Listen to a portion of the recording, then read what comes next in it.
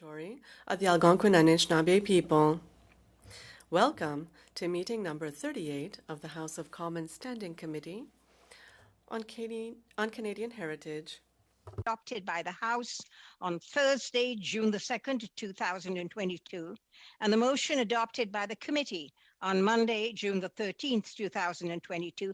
The committee is meeting on the study of Hockey Canada's involvement in alleged sexual assaults committed in 2018. Today's meeting is taking place in a hybrid format, and by now most of you know the rules pursuant to the order of November 25th, 2020. Members attending in person in the room should be masked at all times. As per the directive of the Board of Internal Economy on March the 10th, 2022, all those attending the meeting in person must wear a mask. And those remotely using the Zoom application, please remember to unmute yourself when you're not speaking. And when I call your name, you may unmute so that you can speak. I'd like to remind you that for those who are joining us, that at the bottom of your screen, there is a little round globe, which is an interpretation button, and you can press that to hear it in the language of your choice. Those on the floor, you know the usual rule, plug it in, and you will be able to get interpretation. So a reminder that all comments should be addressed through the chair. And I need to ask the committee's consent if they will accept Messrs. Rennie, Smith, and Andrews of Hockey Canada being advised by Counsel Mr. Andrew Winton, and that David Andrews, Scott Smith, and Tom Rennie be permitted to be assisted by Counsel when they appear in front of the committee. Do I have the committee approval for this? Point of order, Madam Chair. Yes. Is that John? This is John here. It is permissible on our side that he appear on the panel, but that he does not answer questions on behalf of the witnesses. Only the three witnesses are permitted to speak. Yes, thank you. That was already told to Mr. Winton that he be there as counsel and advisor, only that he's not to speak or answer questions. Thank you very much. Thanks for reminding us of that, John. And okay, I think today we begin, and the committee will begin on the study of Hockey Canada's involvement in alleged sexual assaults committed in 2018. Participants present are here for 2 hours, and they are Andrew Winton, legal counsel. The witnesses who will be attending and speaking to the committee will be Scott Smith, President and Chief Operating Officer of Hockey Canada, Dave Andrews, Chair of the Hockey Canada Foundation, and Tom Rennie, Chief Executive Officer. And so I shall begin. I just wanted the witnesses to know that they each have 5 minutes to present to the committee. And at the end of that time, there will be a question and answer period. Thank you. Point of order, Madam Chair. Yes, John. I would like to request that the witnesses be sworn in. Clerk, can we proceed to doing that, please? Absolutely, Madam Chair. I will be back in 1 second. I just have to go visit with the witnesses. Thank you.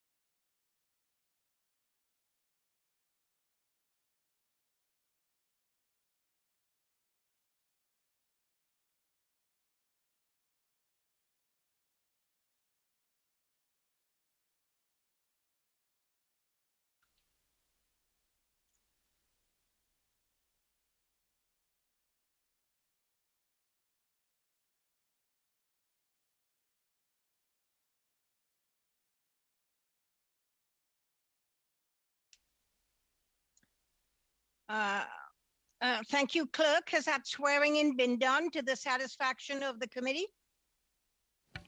Madam Clerk, Dr. Fry, I'm just going to need to read the oath, and then the gentleman will agree or disagree with your permission. All right.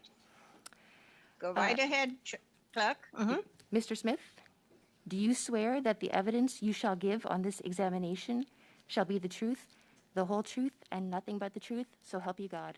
I do. If you pass the Bible, thank you. Excellent.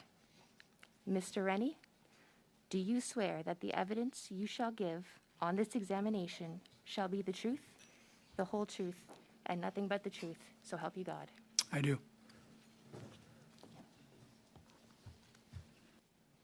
Mr. Andrews, do you swear that the evidence you shall give on this examination shall be the truth, the whole truth, and nothing but the truth, so help you God? I do. Madam Chair? Thank you very much, Clerk. And now I think we shall begin with the witnesses. First up would be Mr. Rennie. For 5 minutes, please, Mr. Rennie.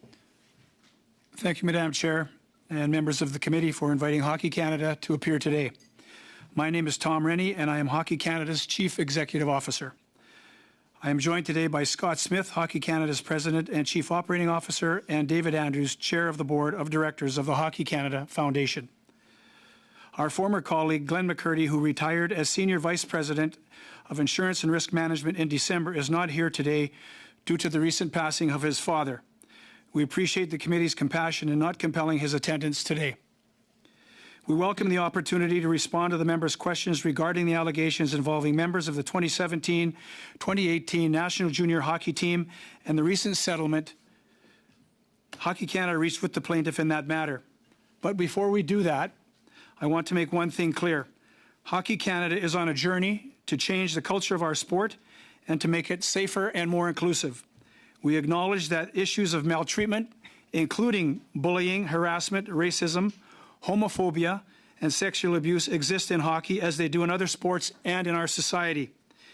We have been working on this since well before the London incident, but we recognize that as leaders, we need to do more, and we are committed to doing just that. Before we get to your questions, I would like to provide some context for the discussion, given that some of the public commentary on this very serious issue has been speculative, and I would like to ensure we are starting with a common set of facts. Hockey Canada is aware of reports suggesting that we failed to investigate this incident, attempted to cover it up, and generally swept this matter under the rug. Nothing could be further from the truth. Hockey Canada learned of this incident the day after it was alleged to have taken place. We immediately initiated a process to investigate, beginning by contacting police. We commissioned an independent investigation and appointed an independent adjudication panel of judges to review the findings of that investigation. We also notified Sport Canada, as is our obligation as a federally funded national sport organization. Our organization, leadership, and staff have cooperated fully with law enforcement and the investigator throughout their processes, providing all access of information requested. We cannot speak to the investigation undertaken by the London Police. For our part, the independent investigation we commissioned could not ultimately be completed because the young woman chose not to speak to the investigator.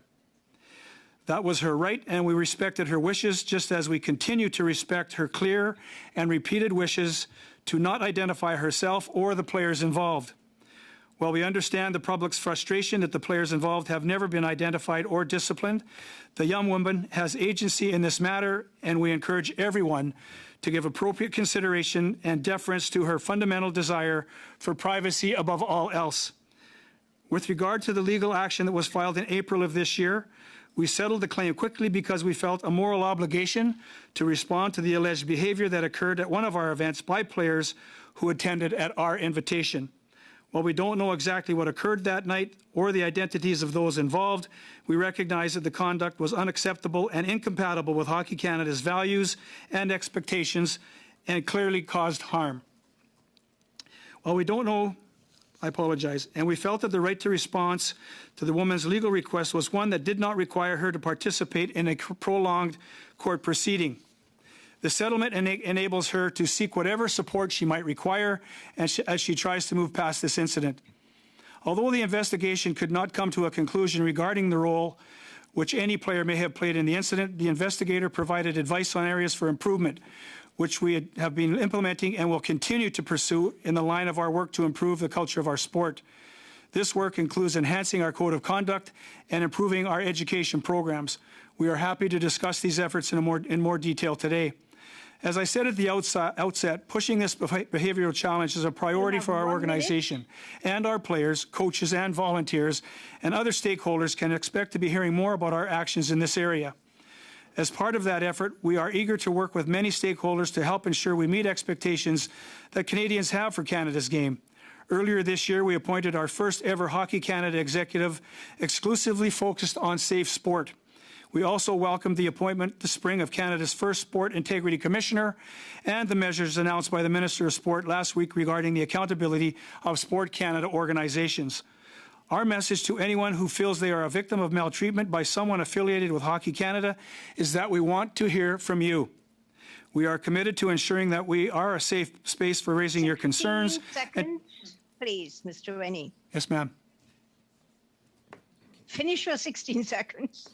Go ahead. 16 seconds.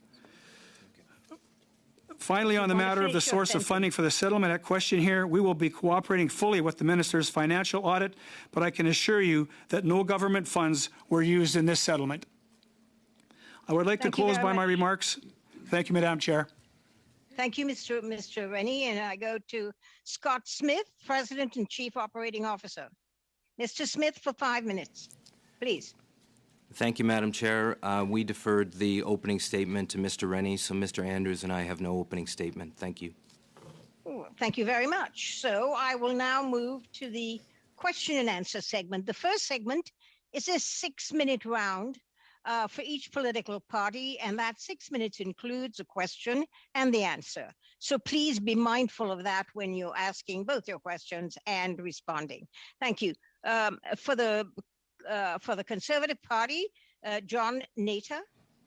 Thank you, Madam Chair, and thank you to the witnesses. John, 6 minutes. Thank you, Madam Chair, and thank you to the witnesses for joining us today. My questions will be relatively brief, and I hope I can have relatively brief answers as well on this matter. I'm going to use the term alleged assault because these allegations haven't been proven in court, and we do respect the privacy of the complainant, the individual in question, and that none of our questions will be directed that would reveal any identifiable information about the individual in question, as I think would be appropriate in this context. I'd like to know, first of all, when exactly did Hockey Canada become aware of the alleged incident that occurred in London on June 19th? Thank you, Madam Chair. We became aware of the alleged incident the morning of June 19th. Yes. And how did you become aware of that allegation? There was a call put into our Vice President of, at the time, Human Resources by the individual's, I believe at the time, stepfather. At what point did you contact the London Police Services? Within hours of learning of that alleged incident, we contacted the London Police Service. If I may, Madam Chair, I believe it was between 6 and 7 p.m. the evening of. Thank you for that clarification. When did you notify the Board of Directors of Hockey Canada about the allegation? We spoke to the chair of the Board of Hockey Canada. I don't have it right in front of me, and I apologize for that. I would tell you that within a week to 10 days later.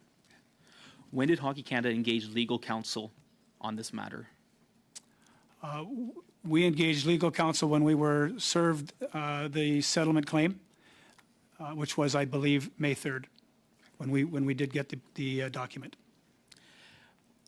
After You were informed on the day after of this incident.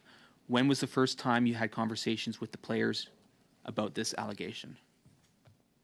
When we heard of the allegation, we communicated with the players that we had engaged with a independent investigation firm and that it was their choice to participate, but that we would recommend doing so, but it was their decision to make.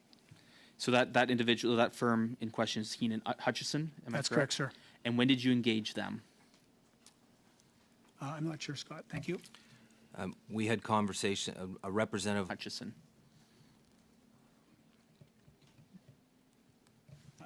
I'm not sure of the exact number, but I do know that they tried to communicate with every player. And I don't know the number for sure, and I apologize for that. They've drafted a report. Heenan Hutchison has drafted a report. Hockey Canada is in possession of that report. Has that been shared with anyone outside of Hockey Canada? Heenan Hutchison provided us interim advice on the actions that we could take in the environment that occurred that evening.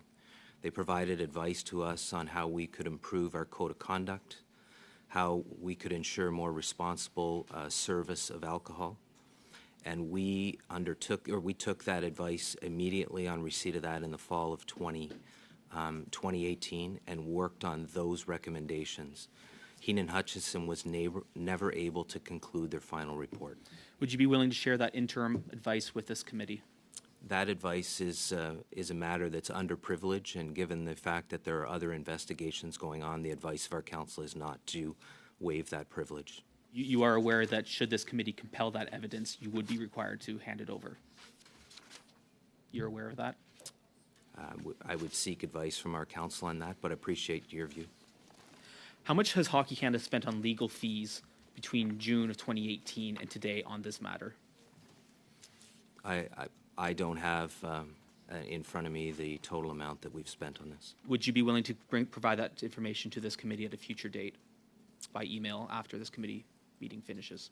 As a follow-up, and possibly that is something that could be clarified through the audit that's commissioned by the Minister of Sport. Have any of the players' teams been notified of this allegation from 2018 prior to the settlement and the allegation we've seen? Their players' teams at what time? Between 2018 and the spring when the lawsuit was launched. The players' teams were advised. You have 1 minute left, John. Thank you, Madam Chair. The players' teams were advised in June of 2018. July of 2018. Sorry, I don't want to misstep on the dates, but within days of the incident, and encouraging them to participate in the independent investigation. Okay, so the teams were notified of this allegation. Final question: Mr. Rennie mentioned in his opening comments that Sport Canada was informed, as per funding agreements, contribution agreements. Who at Sport Canada was informed, and on what date? Yes, we did inform. I apologize for my memory. Sorry, Scott. Thank you. I believe on June the 26th, we informed Sport Canada through our sport consultant and our principal contact, Nicole Mulligan. Thank you very much. That's the end of your session, John, and I will move now to Anthony Housefather for the Liberals for 6 minutes. Anthony. Thank you so much, Madam Chair, and thank you, gentlemen, for being here today. And I want to start by saying that I recognize all of the good work that is done by the staff and the volunteers at Hockey Canada and all the different sports federations in the country. And I don't view this as an adversarial proceeding. We're here to get information on behalf of Canadians, and hopefully we'll all treat it as such. So I want to start with you were served, you said on May the 3rd, there was a claim filed on April 20th, 2022, that was a claim against Hockey Canada, the Canadian Hockey League, and the 8 John Doe plaintiffs who were alleged to have been involved in the incident. All of the John Doe plaintiffs were served at the Hockey Canada address. How did you transmit that claim to the John Doe plaintiffs? We actually were never formally served with the claim. Our offices remain closed due to the pandemic, and so the attendance at our office is quite sporadic. And so we received a copy of the statement of claim through the Canadian Hockey League, and our counsel spoke to the plaintiff's counsel, and we waived the requirement for serving, and we communicated with the players' representatives. So the 8 different players, you communicated directly with their counsel or their representative? Their representative. Okay. when Hockey Canada settled the lawsuit, did you settle on behalf of only Hockey Canada or Hockey Canada, the Canadian Hockey League, and the 8 John Doe plaintiffs, or defendants? We settled on behalf of all the defendants. So you paid out a settlement, whatever that amount was, because it's confidential, on behalf of all of the different defendants in the case? We took the responsibility on the basis that we wanted to respect the young woman's right to privacy. You can appreciate that we've known about this since June of 2018. We received the statement of claim through the Canadian Hockey League. We took responsibility to speak to plaintiffs' counsel, and we entered into settlement discussions immediately. I understand, but just so to be clear, that means that none of the 8 alleged accused contributed to the settlement amount, correct? Hockey Canada took responsibility, yes. Okay. So let me come back then. You were aware from 2018 of the identity of the accused. Has any disciplinary action been taken against any of the alleged accused in any way? For clarity, we are not aware. We were not able to confirm the identity of the accused. Okay, so that's different than what I understood. Through our third-party investigator. So let me understand then, let me come back then. So they served you with the documents. You were never advised of who the 8 John Doe accused were. And from the independent investigation you did through Hayden Hutchinson, because of whatever reasons of lack of cooperation or whatever, you were never actually able to ascertain who the 8 people were? Our third-party investigator, as you can appreciate, we wanted a third party to conduct that investigation for us. If they were able to confirm and there would have been discipline, it actually went to a 3-person adjudication panel. That third party nor the London Police Service were able to confirm who the accused were.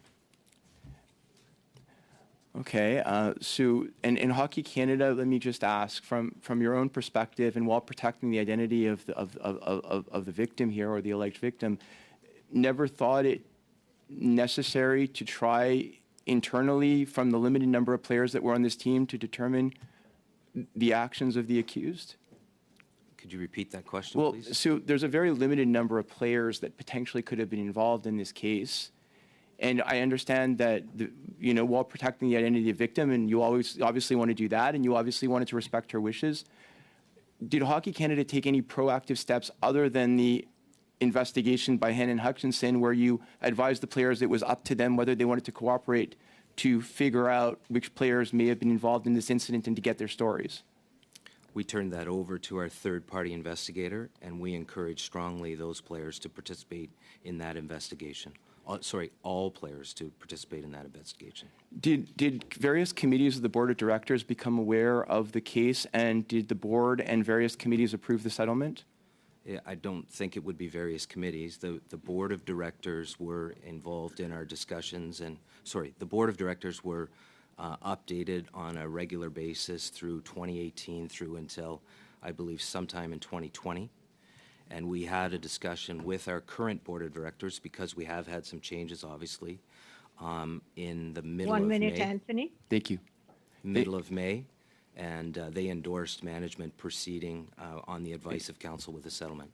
Thank you. Let me ask, were the funds that were paid to the alleged victim here paid through insurance proceeds? Did insurance take over the defense of the claim and settle through insurance, or did Hockey Canada pay from Hockey Canada funds? No, for clarity, we've been asked that question. We look forward to an audit confirming this for you and for all Canadians.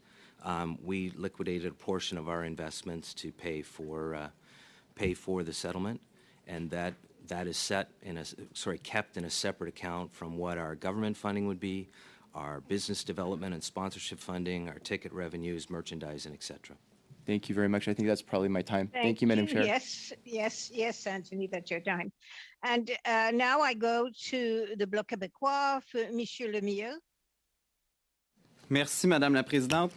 Thank you, Madam Chair, and thank you for the witnesses. It was very important for me that you come to testify today. I was quite shocked, and many Canadians and hockey lovers were shocked, and this is why I tabled a motion for you to appear. So thank you. Why is Hockey Canada the only signatory to the out-of-court settlement? I don't know if I heard that. I'm sorry. I'll take that question. The incident in 2018 occurred at an event under Hockey Canada's responsibility. It was our year-end celebration of the Hockey Canada Foundation to recognize gold medal teams as well as the Order of Hockey in Canada recipients. This was a Hockey Canada Foundation event, but the operation of that is by Hockey Canada. It was under our responsibility. We took responsibility because it happened under event under our control. Madame la Présidente, je vous demanderais de pouvoir ajuster mon temps. Madam Chair, could I add to my time because it's taking a little bit more time due to the translation? You took off the Facebook photos after this event was made public. Is this part of crisis management or is it a pure coincidence?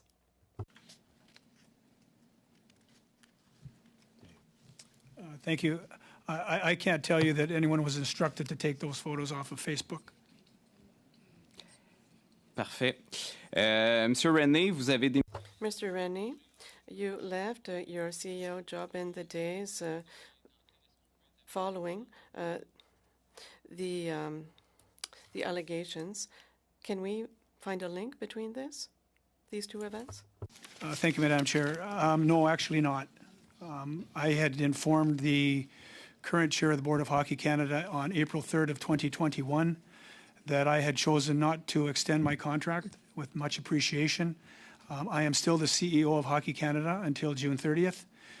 So anything that might suggest that that was contrived is, and I'm not suggesting you're using those terms, is really coincidental.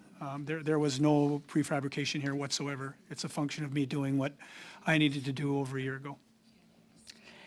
Vous avez mentionné dans votre remarque préliminaire.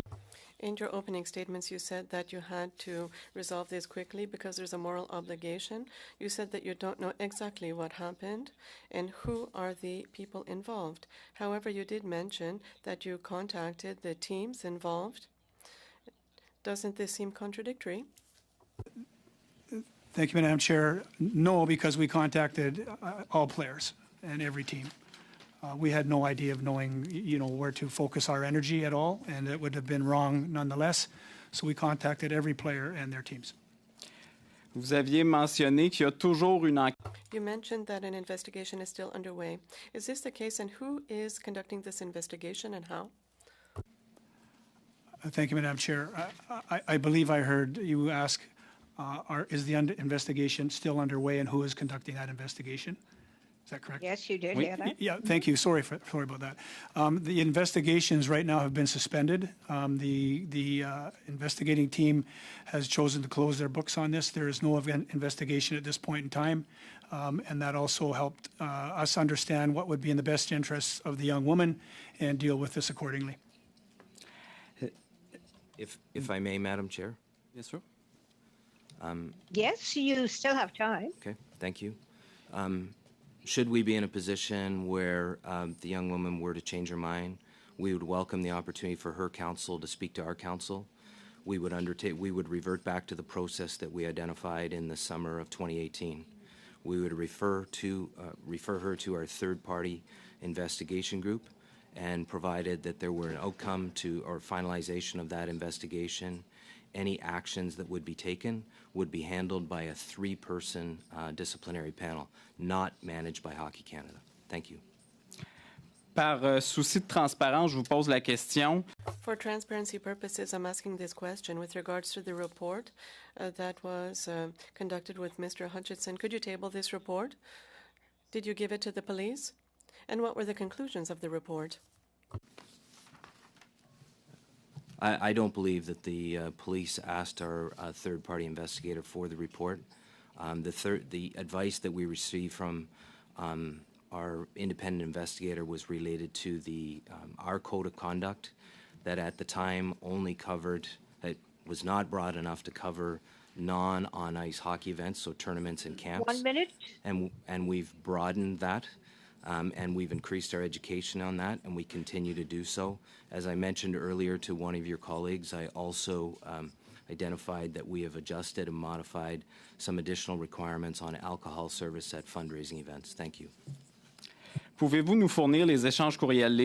Could you provide emails, texts, written communications with the officials of Hockey Canada with regards to the allegation of collective rape and the exchanges that yourself and the directors would have had with the Minister of Sport, members of her cabinet, Sports Canada, as you said, between 2018 and today, for transparency purposes? And when the minister says that she was advised for the first time, did you have any contact with her predecessor? Was the department aware of all of this? As Mr. Rennie mentioned earlier, we made contact within days to our principal contact at Sport Canada, Nicole Mulligan. I do not recall, and I apologize, if the then Minister of Sport would have been advised, but certainly the Minister of Sport was advised the day before this became public. Thank you very much. Merci. That's Merci time beaucoup. up. Thank you. And I go to Peter Julian for the New Democratic Party. 6 minutes, Peter. Thanks very much, Madam Chair. And this is important testimony. These are horrific allegations, and Canadians want answers. There is no doubt, and our thoughts are certainly with the victim. I wanted to just come back over your testimony from earlier. You told us, Mr. Rennie and Mr. Smith, that you were advised in the morning of June 19th by the stepfather. And Mr. Smith, you said the police were contacted at between 6 and 7 p.m. that evening? That's my recollection, yes. Yeah. Can you please tell us what happened at Hockey Canada between being advised in the morning and advising the police that evening? So What were the discussions internally? So Mr. Rennie and I were both on a flight back. We were in a car to London and then a flight back to Calgary. I believe we arrived in Calgary at, I'm going to estimate around 12:30. We had our first conversation related to the message that came in. Then we had an opportunity to review it with additional staff members, meaning our now retired Senior Vice President of Risk Management and Insurance. I believe that was at 2 o'clock. He then had the discussion with the law firm. We then we reported this to our insurers, and I believe at 6 o'clock Eastern, so my times are Mountain Time, so I guess at 4 o'clock Mountain Time, the London Police Service would have been advised. I think most people would ask, these are horrific allegations. Why were the police not advised into the evening? Why did you have those internal discussions first, including advising your insurer? Well, I think we just wanted to make sure that we went through the steps that were required, and then we divided those steps up and assigned the responsibility. Now, I would question you on the delay in responding or advising the police, but you also mentioned earlier in your testimony that you don't know ultimately the number of players that cooperated with the investigation that Hinin Hutchinson coordinated. To this day, you don't know how many players cooperated and how many players did not. Is that true? I would tell you that's true. We have not received a complete report as yet. And with that being said, I can't tell you that we've confirmed a number of players that identified and communicated with the investigation. I don't know that number specifically. I'm going to give you an opportunity to hear a guess, and it might have been 4 to 6, and I apologize for not being more succinct. Sorry, 4 to 6 that did not cooperate, or 4 to 6 that did? That were able to participate in a discussion, and beyond that, I don't know. My goodness. So the vast majority of the players did not participate or did not cooperate with the investigation? I can't answer that. I apologize. I don't know for sure, but I can tell you that because of the incomplete report, there is not much more that we have to offer in terms of information along those lines. But you can understand that that's quite shocking to hear. I mean, there are allegations of serious allegations, and yet there does not appear to have been a follow-up from Hockey Canada to make sure that the players were cooperating with the investigation. You can understand how people would be surprised by that and shocked by that. I can, and if you don't mind, I would ask Mr. Smith to bring a little bit more definition to my answer. Madam Chair, if I may, I believe the number is larger than that. I just don't have it at my fingertips. I may be able to pull it out in some of my reference documents here. I'm like you. If I was in the Canadian public, I'd want to know that we did everything we could to determine what happened that evening. We encouraged all players to participate fully in the investigation, and it definitely wasn't 4 to 6. It was a larger number than that. It's disturbing to me, though, and I think it would be disturbing to many Canadians that you don't actually know the number or that all players did not cooperate. Now, Mr. Smith, we referenced earlier the interim report and asked that Hockey Canada share the interim report with the committee, and I believe I'm quoting you, and you said that you didn't think it was appropriate because there are other investigations. I wrote that down and put it in quotation marks. Are there other investigations that are currently taking place around impropriety of any nature of players that are linked to Hockey Canada? 1 minute, Peter. My reference was to the fact that I believe the NHL is conducting their investigation. That was my reference in answer to that earlier question. Okay, but I'll come back to my question. Are there currently any other investigations or any other complaints that have not been resolved that have come to Hockey Canada? I believe that we have, in recent years, I believe we have reported 3 incidents of assault as required, and I know this is one of them. I know that I cannot comment on the level of investigation of the other 2. You can't comment because they're not complete? I do not have that information in front of me. It wasn't necessarily what I was prepared to discuss today. Thank you, Peter. And that ends the first round, and I'm going to the second round now, which is a 5-minute round, and I begin with Kevin Waugh for the Conservative Party. Thank you, Madam Chair. Welcome, Hockey Canada. Whose decision was it in June of 2018 to keep this quiet? And why did you keep it quiet for 4 years? The players were interviewed. We heard prior to the NHL Stanley Cup Series, one of the star players on the team said, I'm not involved, but I was interviewed. Who made that decision to keep this quiet?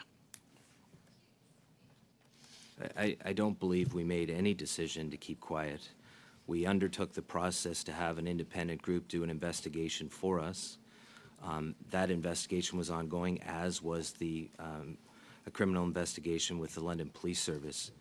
I'm not sure that we kept anything quiet. We did the work that we needed to do, and we were prepared to respond once the investigation, the criminal level, or once the investigation by our third party was complete, and unfortunately neither one of those could be completed. Mr. Smith, if you want real accountability from Hockey Canada, you should have demanded all players participate in the interviews with Hutchinson. You own that. That is unacceptable that you sat back and let the investigation go while the 8 John Does did not participate, as we know. If I could, just for you and the members of the committee as well as Canadians, we borrow these players from other leagues. We take great pride in the responsibility that we have for our national team program. We've made some changes to our code of conduct. We're having discussions right now as to whether or not we can strengthen the ability to compel players that we borrow to participate in an investigation regarding what happens under our care. So were players at the bar, any Hockey Canada officials there? at the bar that night on June 18th, 19th? There were staff members of Hockey Canada, but none that are here in front of you. Okay. Did you have discussion with any of the Hockey Canada officials about what went on at the bar that night? Our member, the third-party investigator, interviewed all the people who were at the bar that evening. This is a Hockey Canada foundation. You make a lot of money off the foundation. A lot of charitable money goes to Hockey Canada. So, Mr. Andrews, when were you notified that at your hosting in London, Ontario, with Hockey Canada Foundation, that you found out these allegations? When were you informed? Thank you for the question. Madam Chair, I was informed on May 24th of this year. 4 years later, you were informed? I should clarify that the Hockey Canada Foundation has no role in the day-to-day operation of Hockey Canada. But you hosted it. Excuse me? You hosted the event. Yes, let me just, if you don't mind, I'll just finish. Okay. The Hockey Canada Foundation is made up of a board of directors. I know it is. Okay. Yeah, I know exactly the Hockey Canada management does not report to the Hockey Canada Foundation. We have no involvement in their governance, none. So do you think there should be a governance change considering what happened that night, June 18th, I do 2018? Not. No, sir, I do not. Madam Chair, sorry.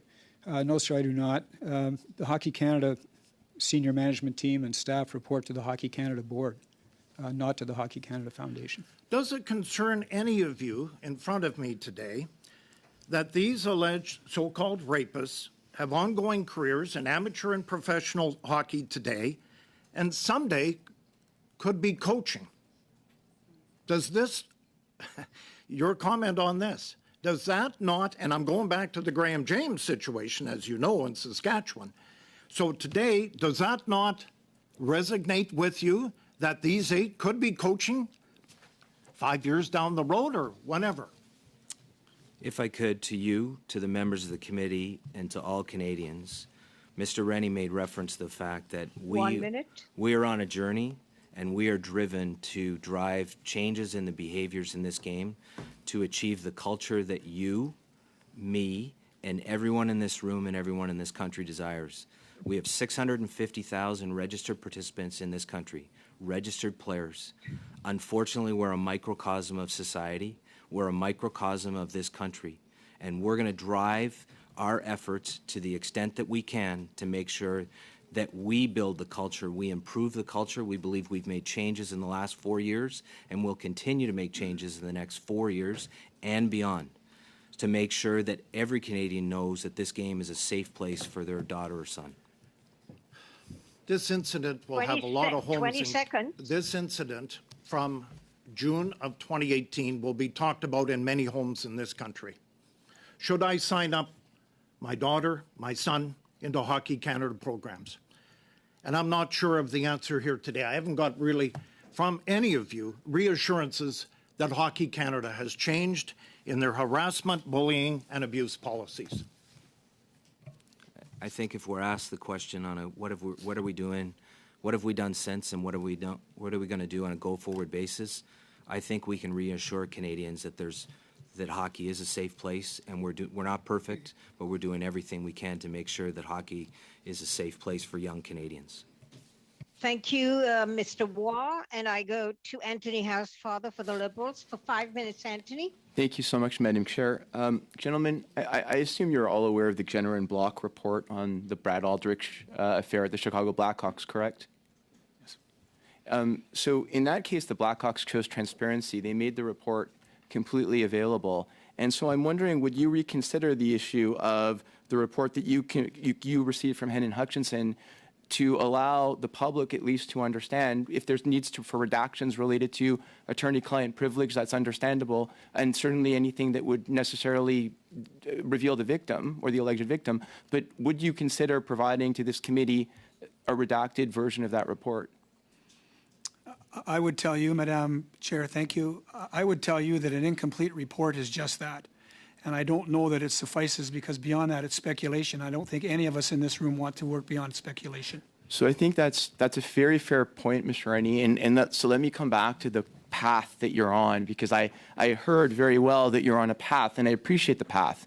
And it's great to have a forward-looking path that improves the organization's harassment and bullying policies going forward. And I'm going to have some questions about that. But I think people are probably, and I guess I am, just as an ordinary guy here, a bit at a loss as to how that path doesn't include trying to get to the bottom of which were the 8 players involved in this incident, when there was a very limited number of players that could have been involved on this team at that event, and there were numerous other people that could testify as to who might have gone into that hotel room. So can I understand, are there any plans at this point at Hockey Canada or any of the member organizations to delve further into this matter, to, for example, create rules requiring those players involved in that incident to speak to investigators, I mean, all the players that were at the event, to speak to investigators and to try to get to the bottom of who these players are? Because as Mr. Waugh said, it is of concern, whether they're playing in the league or coaching, that you may have perpetrators of a very serious alleged incident that were never even identified. And that's, I guess, the fact that they haven't been identified sort of shocks me. So please speak to that. Sure. Thank you very much, Madam Chair. I would tell you that we seem to have forgotten about one individual in our conversation to this point in time, and that's the young woman. And by her request, we have not obviously identified her, and because she wishes not to, and also she wishes not to identify any of the players. With that being said, your questions are good ones, and don't get me wrong. I believe they're good. I think they're solid. They give us room to think, and we are here to learn, and we are here to understand what your constituents are looking for with respect to responses and guidance and a path forward that keeps everyone safe and healthy and enjoying sport, never mind just hockey. So I certainly understand that. I can tell you that what we've done since 2018 is recognize the value of a robust interrogation, if you will, of coaches that might in fact be interested in any of our high performance programs, from an under 16 level all the way up to and including under 20, and on the women's side, the women's national team.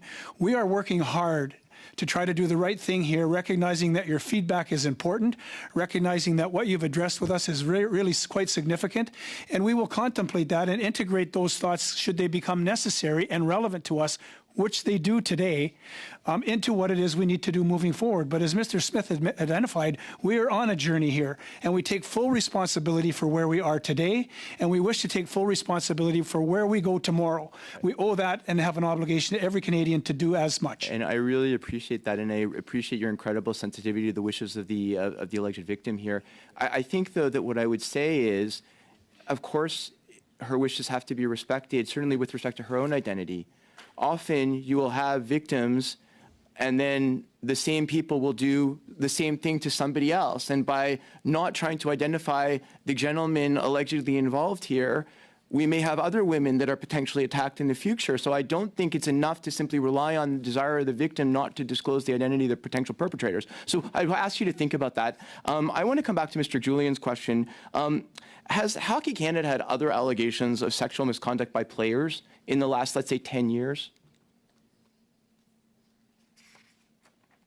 So again, that's beyond this. Those details are beyond the scope of what we were expecting for today. I did have an opportunity to speak to our staff who are responsible for that. Mr. Rennie made reference to the fact that we've recently hired a director responsible for safe sport, and she is new to the role and just getting up to speed. My understanding is that we've had 1 to 2 cases on an annual basis over the last 5 to 6 years. I apologize, I can't give you more details. Totally fair, totally fair. And can I just close off? I would tell you that 1 in the last 5 to 6 years, not 1 to 2 each year, 1 in the last 5 to 6 years is too many, and that's why we're driven to change the culture in this game, as Mr. Rennie made reference to. I appreciate it. One other question. That's what I think you've ended, Anthony. Sorry. Oh, thank you, Madam Chair. I was just going to ask if they'd enter into any other settlement agreements. So perhaps, can you maybe just reaffirm that you haven't entered into any other settlement agreements? I believe, back to, as Mr. Waugh said earlier, the Graham James situation, I believe there were settlement agreements over the years related to those incidents. Thank you so much. Thank you very much. And I go to Ms. LaRouche, for 2.5 minutes, please, from the Bloc Québécois. Merci beaucoup, messieurs. Thank you very much for being with us here today. In your statement, Mr. Rennie, I am the spokesperson for the status of women, and you said that there was assaults as there were assaults throughout society. Isn't this a type of banalization or normalization of sexual assault? And don't you think this can discourage victims in coming forward, this type of banalization of sexual assault? Thank you, Madam Chair, and thank you for your question. I would like to think that today's proceedings, which we completely embrace, would help everyone understand that responsibility is important and we take it seriously, and that we have not just normalized the function of women and assault at all. My suggestion to you is that on a go-forward basis, we anticipate through what Mr. Smith had identified as our Safe Sport Director at Executive will help us along those lines to make sure that the dialogue is appropriate and all-encompassing of not just women, but anyone that might be marginalized, for example. And for that being said, I believe strongly that we are on the right path with which to disseminate any expectations that we might be marginalizing women. Thank you. Mais, D'ailleurs, votre... Mr. Clint McCarty started working in 2018. He says that he's a specialist, insurance specialist with regards to sexual assaults. Isn't it funny to see that he obtained this promotion in July 2018, 1 month after? Was his promotion linked to his skills? And how many other sexual allegations has he dealt with at Hockey Canada?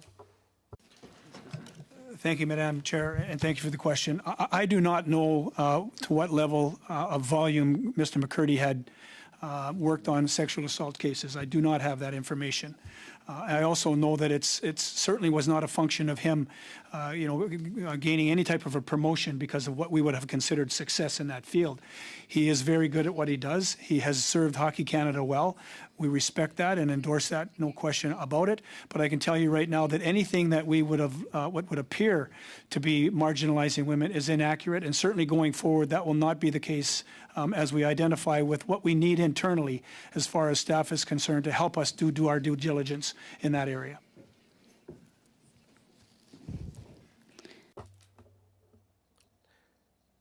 Talking about doing what we have to do, you talked about the code of conduct and it needed to be broadened. You said off the ice and all of this. So what could you add to this code of conduct to avoid these types of situations?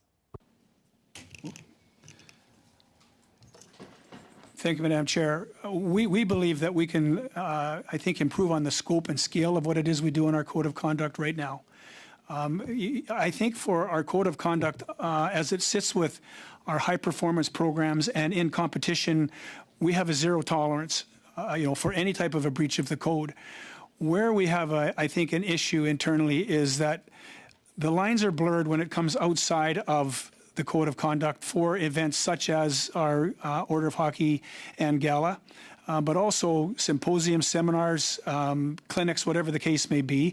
And again, I look forward to the work of our Director of Safe Sport to help us along the lines of making sure that we identify with ways and means with which to mitigate any issues that we may have on the women population in our country. We don't know that we have all the answers at this point in time. We certainly don't profess to. And as Mr. Smith identified earlier, we are far from perfect, but we are not at all. Thank you. I think your time is up. You can finish that thought with another question that may be asked of you. And I go to Peter Julian for 2.5 minutes. Peter. Thank you, Madam Chair. As a number of other committee members have mentioned, these are alleged perpetrators of a horrific sexual assault. And you mentioned earlier, Mr. Rennie, that there's zero tolerance for violations of the code of conduct. But at the same time, there was an investigation where it appears the majority of the members of the team did not participate. So what is the code of conduct worth if you don't participate when there is an alleged horrific sexual assaults? Shouldn't that be a condition of being involved in any way with Hockey Canada. Isn't that a fundamental violation of the Code of Conduct? If I may, thank you, Madam Chair. I believe it is, and that's where, as I mentioned, the line is blurred between what we do and have our players adhere to in competition, and where under the jurisdiction of Hockey Canada, even though at a event like the gala event, I think that there was misinterpretation. I don't know that we represented the Code of Conduct as accurately and precisely as we should have for those players attending the gala to understand what would have been in everyone's best interest in the first place. But everyone knows right and wrong. Everyone knows that horrific sexual assault is wrong. So I don't understand why Hockey Canada did not enforce a rule that every single member of that team had to be part of the investigation, had to cooperate with the investigation by Hennon Hutchinson.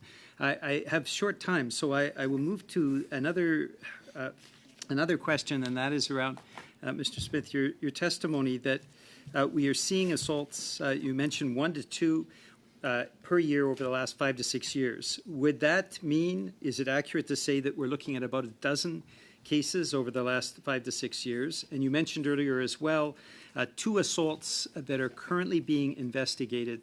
Are those of the same type of the horrific allegations of sexual assault that we've seen in this particular case that's before us?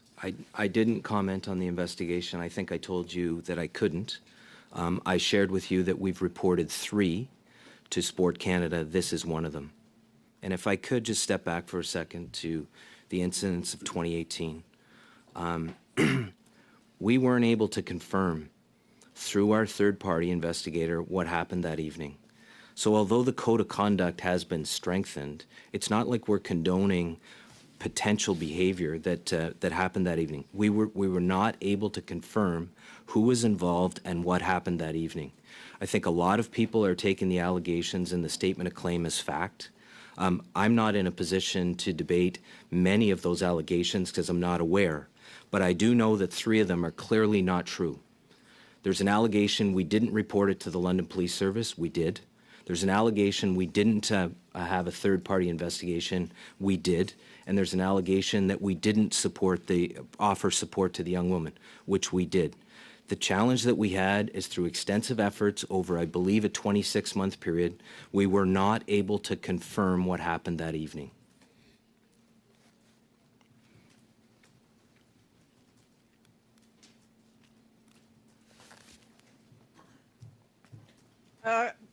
Sorry, can someone tell me what's going on? Well, Madam Chair, if you're permitting me another question, I'll certainly take it. No, I'm not, Peter. I know you would take it. But what I'm asking is was that the end of the answer to your question? That was the end of the answer. I'm perfectly willing to ask another question. Yes, I know. Okay, Peter. Now we're going to go to Richard Martel for the Conservatives for 5 minutes.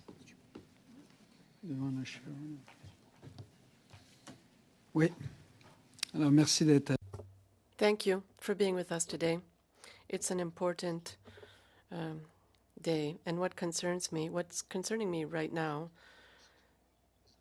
is that these players were representing Hockey Canada, so they are responsible. I'm really worried about how these players, because they're representing Hockey Canada, and how they're being chaperoned or followed up. Like during these evenings, they know that they're there as representatives of Hockey Canada. So how are they monitored? Take that. Thank you, Madam Chair, and thank you for the question. I can tell you that, again, during competition, we have very strict measures with which to provide oversight to the players, staff in general, and obviously volunteers that help us at these events. And I can tell you that it's my belief that at an event such as the gala, for example, that, as was suggested by the independent report, is that we needed to strengthen our supervision over the event of that evening, and certainly our players. And I cannot hide and duck from that. I would tell you that I agree with that, and that is a fault of ours for sure, and would certainly be represented in the code of conduct as it is now moving forward. But I appreciate your concern. I don't disagree with it. I take responsibility for where that sits today, as I did then. I think we've improved upon that, but there's no question your concerns are legitimate, and we shared them, and we are working hard, as I've mentioned earlier, with respect to the independent report, to rectify the problem of supervision at non-hockey or competitive events. I think, as I mentioned earlier as well, the line was blurred there, and we fell short. Présentement. Right now, is there a mechanism that makes sure that players are accountable for their actions, whether it be at an evening or within the team? Is there a mechanism for accountability right now where the players are responsible for their actions when they're there representing Hockey Canada? In follow-up to the events of 2018, we have only had one year-end celebration because of the pandemic, and that was in 2019. And we took extra measures there that were consistent that what we take around our on-ice events, whether that be camps or tournaments, selection camps, or the actual World Championship events. And so we believe that we've structured an environment that has stricter protocols and stronger supervision. And we believe that our code of conduct has been improved, strengthened, and the education of the code of conduct that gives us an opportunity to address those issues. But our approach is the preventative measures, as I think you and all Canadians would expect. After the investigation was done by the NHL, if the NHL sanctions these players, and Hockey Canada did not do it in the past, I mean, how are you going to feel? I think I would answer that this way. Sorry, Madam Chair. I would answer it this way. If the young woman were to come forward or there was any additional information, we would immediately re-engage our third-party investigation law firm.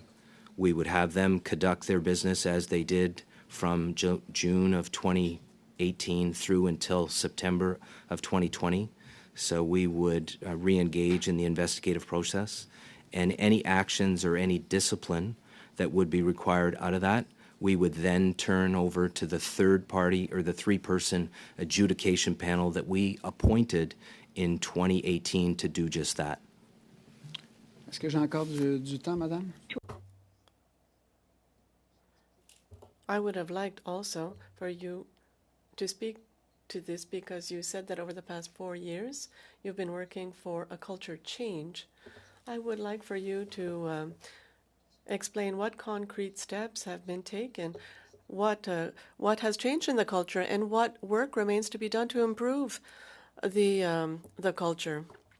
Thank you. I think we're going to have to answer that in another round with another questioner. I go to Lisa Hefner for the Liberals. Please, 5 minutes, Lisa.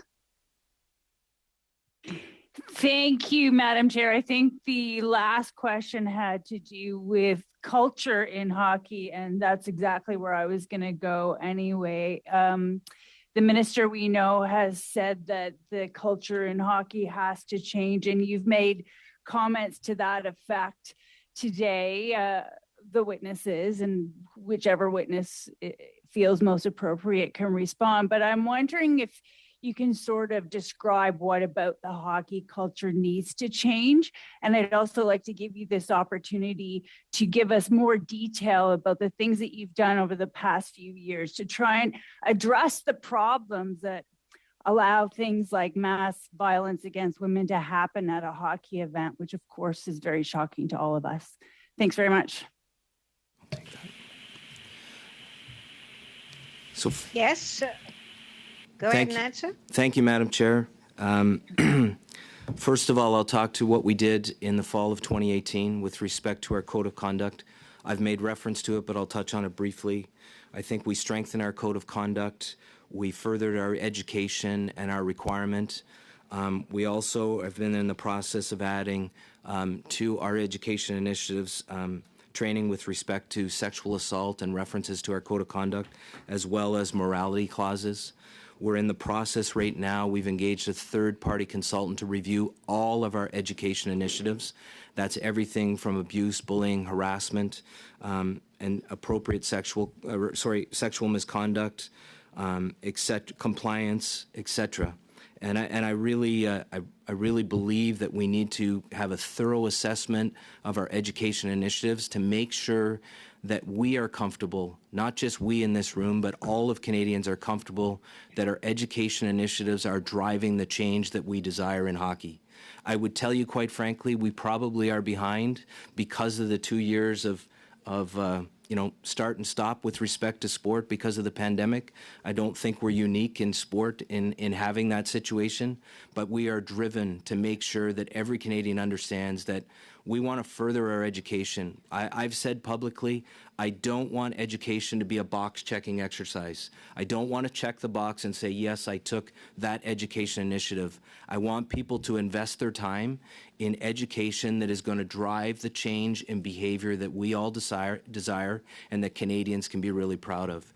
And so we're reviewing all of our education initiatives, and we'll do that over the next, I would believe, 8 to 10 months, including those initiatives around abuse, bullying, and harassment, where we have been leaders in sport through our work with Respect Group since back into, I want to say, the early 2000s.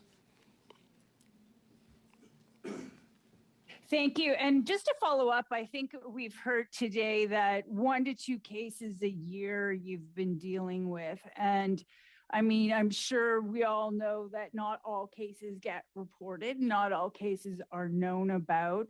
So how widespread is this problem? So those are cases that have been reported at the national level, and I appreciate the question. As I mentioned earlier, we just recently hired a director of safe sport. We will be building out a safe sport department that will not only allow us to continue to address any issues that come to us at the national level, but we'll be working through our membership, our 13 members across the country, and building out safe sport requirements with them and probably additional people within that department, and making sure that we can handle things that come in varying degrees of issues, whether they are abuse or harassment at the local, the member, and the national level. 1 minute, Lisa.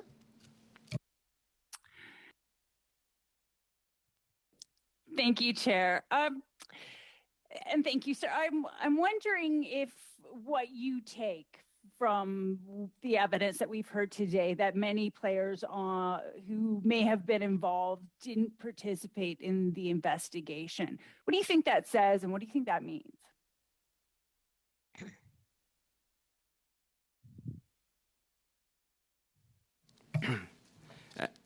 I'll be honest with you, I'm not sure what it means. And I think it's part of the reason why we're driven to review with our partners, because we borrow these players an ability for us to, if we ever need to, and hopefully we never do, but if we ever need to on a go-forward basis, look at strengthening our ability to compel individuals to participate in investigations. Thank you very much. Thanks, Lisa. This round is over, and we go to the third round. And it is again a 5-minute round, and I begin for the Conservatives with Karen Vecchio. Karen, you have 5 minutes.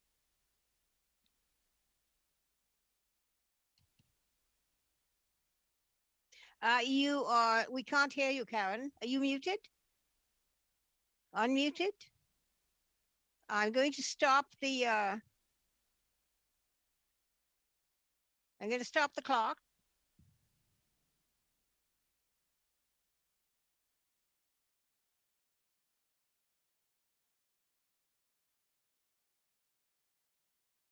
Can a technician help Ms. Vecchio? Madam Chair, we're going to go to Madame Ferrari and then come back to Ms. Vecchio. I was going to suggest that we do something like that. Thank you. So, Ms. Ferreri. 5 minutes, please. Thank you. Stop the clock. Thank you, Madam Chair. Thank you to our witnesses for being here today. I want to start by talking about the amount of money that you're getting from the federal government, that Hockey Canada is getting from the federal government, $14 million in federal funds. And I know you've said on the record that none of this federal money was used to pay the victim. Where did the money come from? I believe I stated that earlier. We liquidated a portion of our investments, and we used that to settle this lawsuit. Can you be a little more specific? Because what we have here is it says here that there's $9.64 million in insurance premiums in your fiscal 2021 for everything from accidental, medical, and dental coverage to third-party sexual misconduct liability. So you actually have insurance for third-party sexual misconduct liability. Of that $9.64 million, how much of that is always going to third-party sexual misconduct liability? I apologize. I don't have that available to me here Can you today. get that for us, please? I think we would be happy to share that with the minister and the compliance audit. Any of the financial discussions, we look forward to confirming that through the audit process. With the committee, not just the minister. Okay, Thank you. Sorry. You know, I think there's been some troubling things come out of today's testimony. I want to go on record here. Quotes like, "we borrow them." With all due respect, they're under your watch. And as a mom, if you have my son or my daughter and they do something under your watch, you're accountable for that. So to say you're borrowing them and that you're not responsible is upsetting. I apologize. Thank you, Madam Chair. I don't believe I said we borrowed them in the context that are not accountable. I said these players play on a full-time basis in other leagues, and we borrow them from our national team program. We took responsibility, we hold accountability, and that is the very reason why we undertook the process in June of 2018, as well as in recent weeks to settle the lawsuit. I never used the word borrow to avoid our responsibility or accountability in this area, and I would hope that you and all Canadians hear me say that. So why did you wait 4 years to hire a safe sport coordinator, only when it became public, if you care so much? Well, the two are not related at all. I think it was made reference to the fact in Mr. Rennie's opening statement that we had a retirement of a long-term employee. That then allowed us to reorganize our department that typically used to be responsible for insurance and risk management, and we've separated the insurance, risk management, and created a new safe sport department. And I think we followed on the principles that have come through all sports with respect to safe sport over the last number of months. The hiring of a safe sport manager has nothing to do with this. It has everything to do with us trying to be best in class in that area. Thank you for that. And I guess what I would ask is, do you, all three of you, think that these 8 players should be known and identified, much like we have a similar situation for a school? You know, in schools you would have it made public to parents if somebody has a record of somebody who could be a danger. When we go back to Mr. Waugh's comment, if these people or these players are going to go out and coach or play, or do you think they should even be allowed to play? Thank you, Madam Chair, and thank you for the question.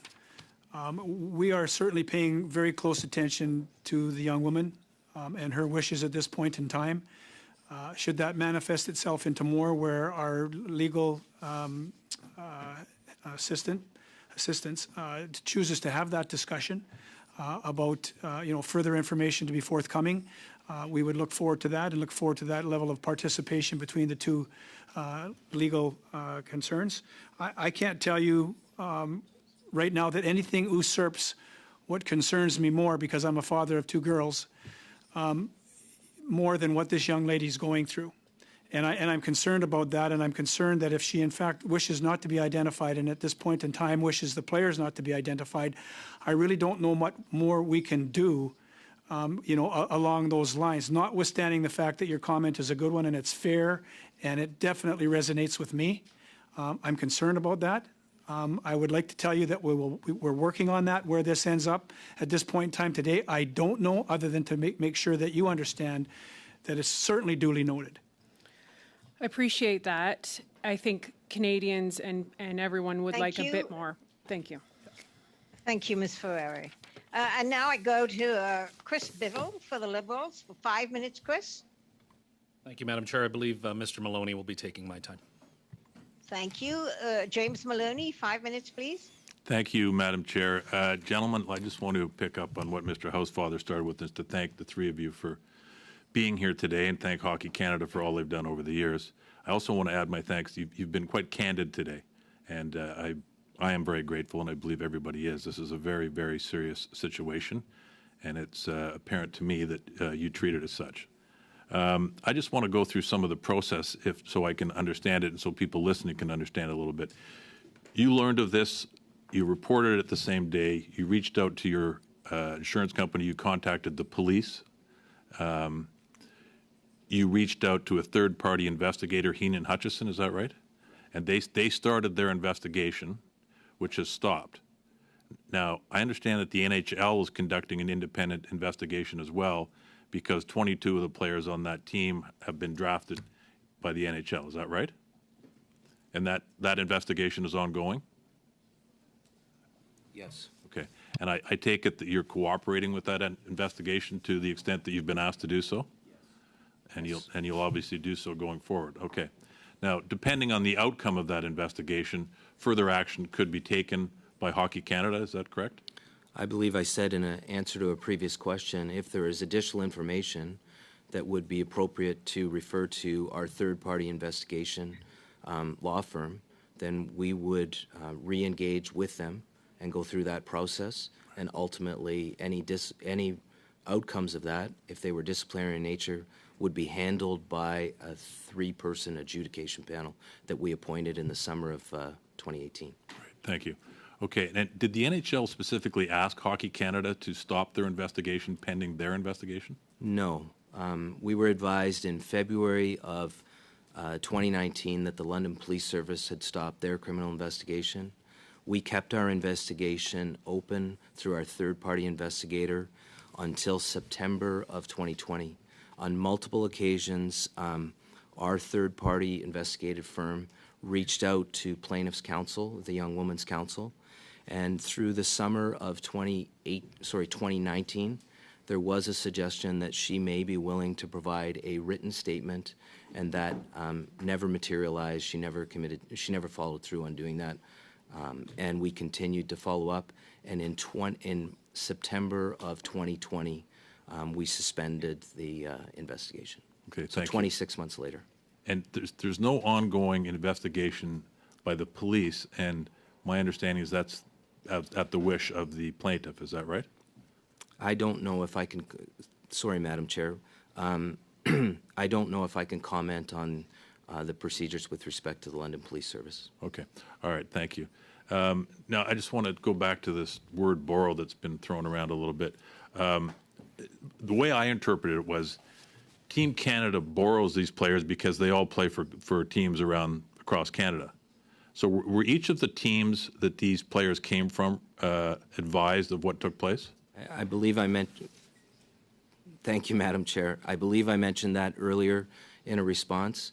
We advised the teams of the players at the time. Right. So the teams at the time. Right. So Hockey Canada is an umbrella organization. So when you said you borrowed the team, it's in fact it's really an extra layer of protection, not a way of deferring it to somebody else, if I can put it that way. Well, thank you, Madam Chair. I believe I used the term borrow, and I've probably used it in proceedings that are much different than this. Yeah.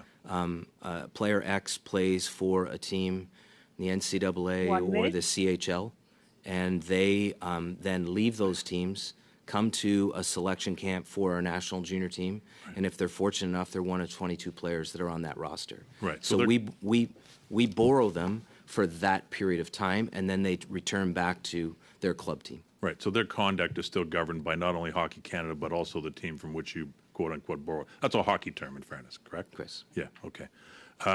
Thank you for that.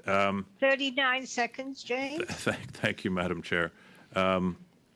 So are there any other steps that, in your view, you could be taking right now to further this investigation that would not run contrary to the wishes of this young woman? To the best of our, thank you, Madam Chair. To the best of our knowledge right now, no, based on the feedback that we received in September of 2020 from our third-party investigative firm. Thank you, gentlemen. I appreciate that.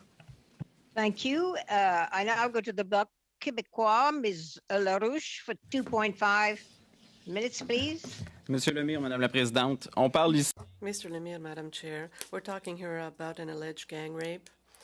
And I see that you've been quite proactive. You've done some investigation. You have incomplete reports. You are responsible for the out-of-court settlement. You don't know what happened, but you paid to cover this up. There's a type of complicity that you're demonstrating in this cover-up. We're talking about an independent investigation without talking about the people who organized the evening when this happened. The Hockey Canada Foundation. I sincerely hope that you didn't exercise any pressure on this victim to ensure that this out-of-court settlement would be signed. I would like to see the documents of the board and the Foundation of Hockey Canada between 2018 and now, and I'd like to know how many times sexual assaults have been discussed during these meetings. And I would like to make you think the Carl Beach issue was solved 10 years later. The coaches were fired, those who made the decision of censoring the Victoriaville players such as Logan Mayou. They were not able to play for a year on the international level, on the national level in sport. The reputation is important. When Russia had its doping scandal, what they did is that they withdrew their logo and they played at the Olympics because the players played under the Athlete from Russia logo. I'd like to hear you speak on, I believe the only acceptable sanction with regards to what's happening here is to ask you to not play with the Hockey Canada logo over the next year so that people would think about this issue, about culture in Hockey Canada and the responsibility that you have. I believe that you are John Doe number 9 in this case. What do you think about that?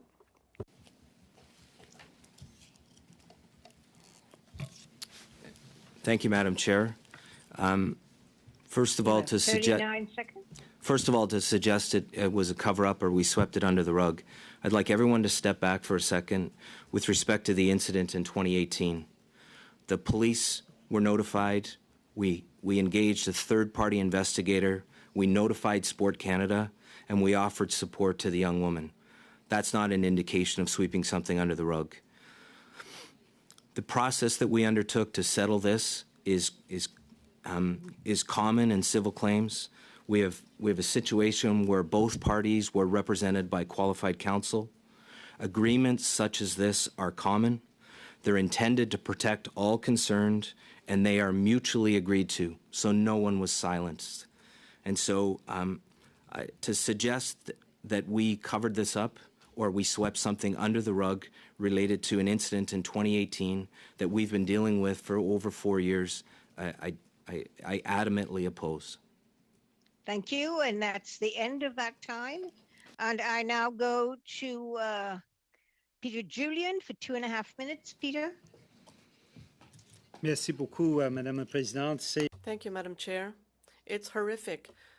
What happened to this victim is horrific. And now, I'm listening to you speak today, and I have not seen a change in direction to reflect how serious this alleged event was. And so when you talk about a code of conduct, I find it very striking that most of the players on this team were not obligated to participate in the investigation. They were not compelled to participate. So what has changed now? So that if another horrific crime were to occur now, such as what is alleged here in 2018, will all the players now be compelled to participate, to cooperate, either with investigators or an internal investigation with Hockey Canada or police investigations? All the investigations that lead us to truth and justice. Is it now compulsory?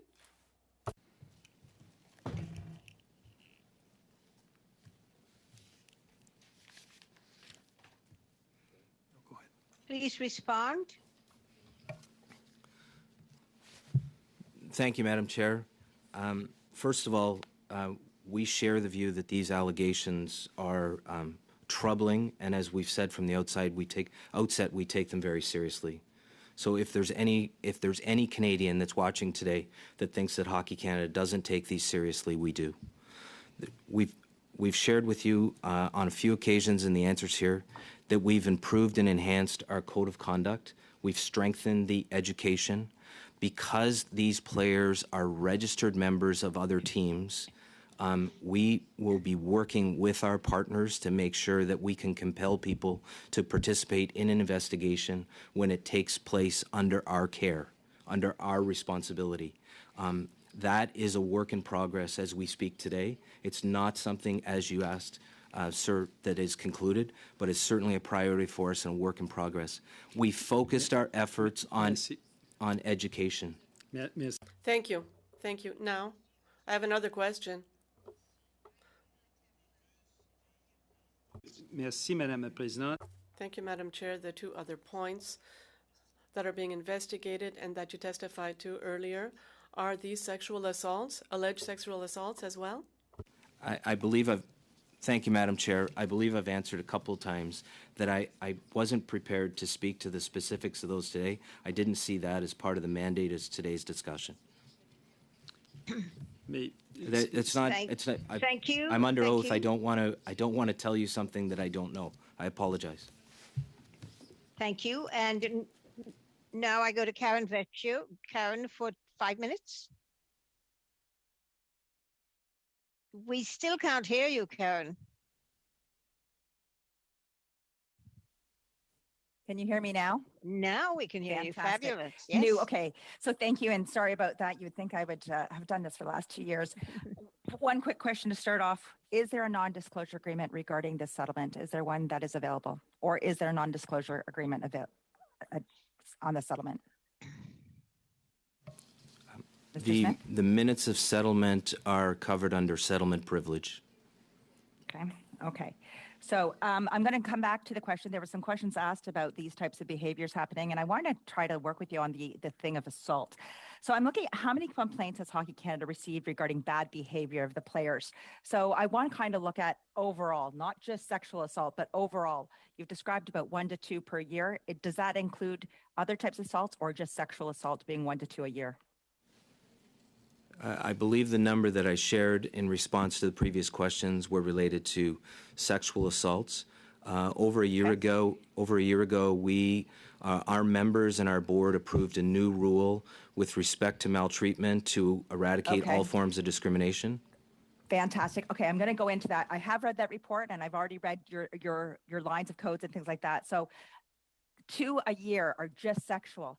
How about if we're looking at other sources? So we're looking at any other type of treatment on the ice or off the ice. Have you had any other complaints outside of just sexual assault? I think the answer to that is I believe we have. To provide to you the details of that, unfortunately I can't and wasn't prepared to for today. Okay. Fantastic. Going on to back to the Hockey Canada, we know that there was players involved. Were there any coaches, trainers, or managers also involved to do with what happened in 2018?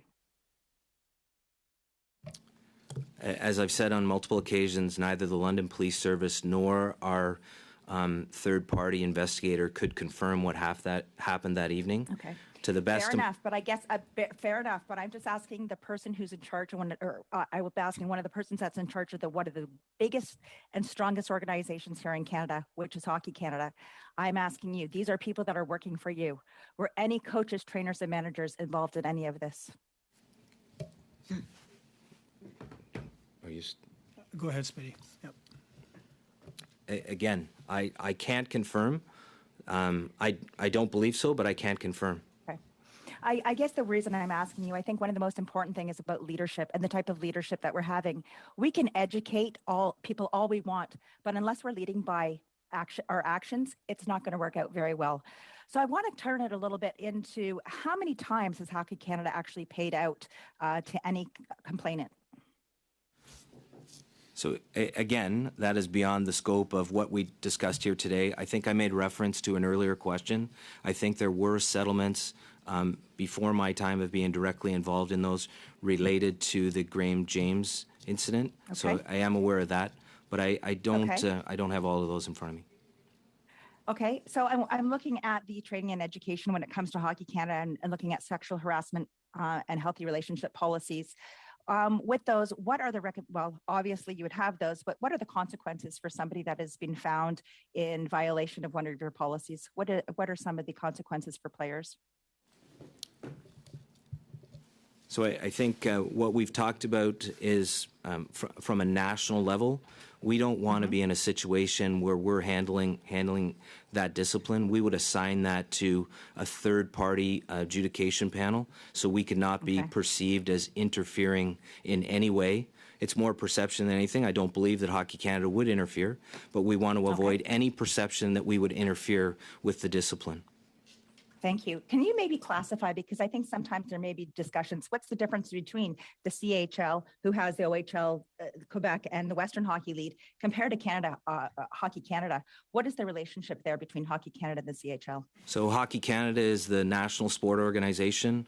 We're responsible for all national teams, from the women's under 18 team that won gold last week to the Olympic teams. We're also the governing body for about 650,000 registered players pre-pandemic. Would you be the governing body under the CHL then? Would the CHL The CHL is an independent league who is a partner of Hockey Canada, and we partner on the operation of our under 17, under 18, and under 20 program. Okay. Yeah, just when you're talking about that. I want to turn, if you don't mind, to Mr. Andrews. You talked about the Order of Hockey Gala and looking at restrictions that you may have to face on that. Since Hockey Canada, I believe, is for children and youth under the age of 20, what is the average age of your players that come to these types of hockey galas?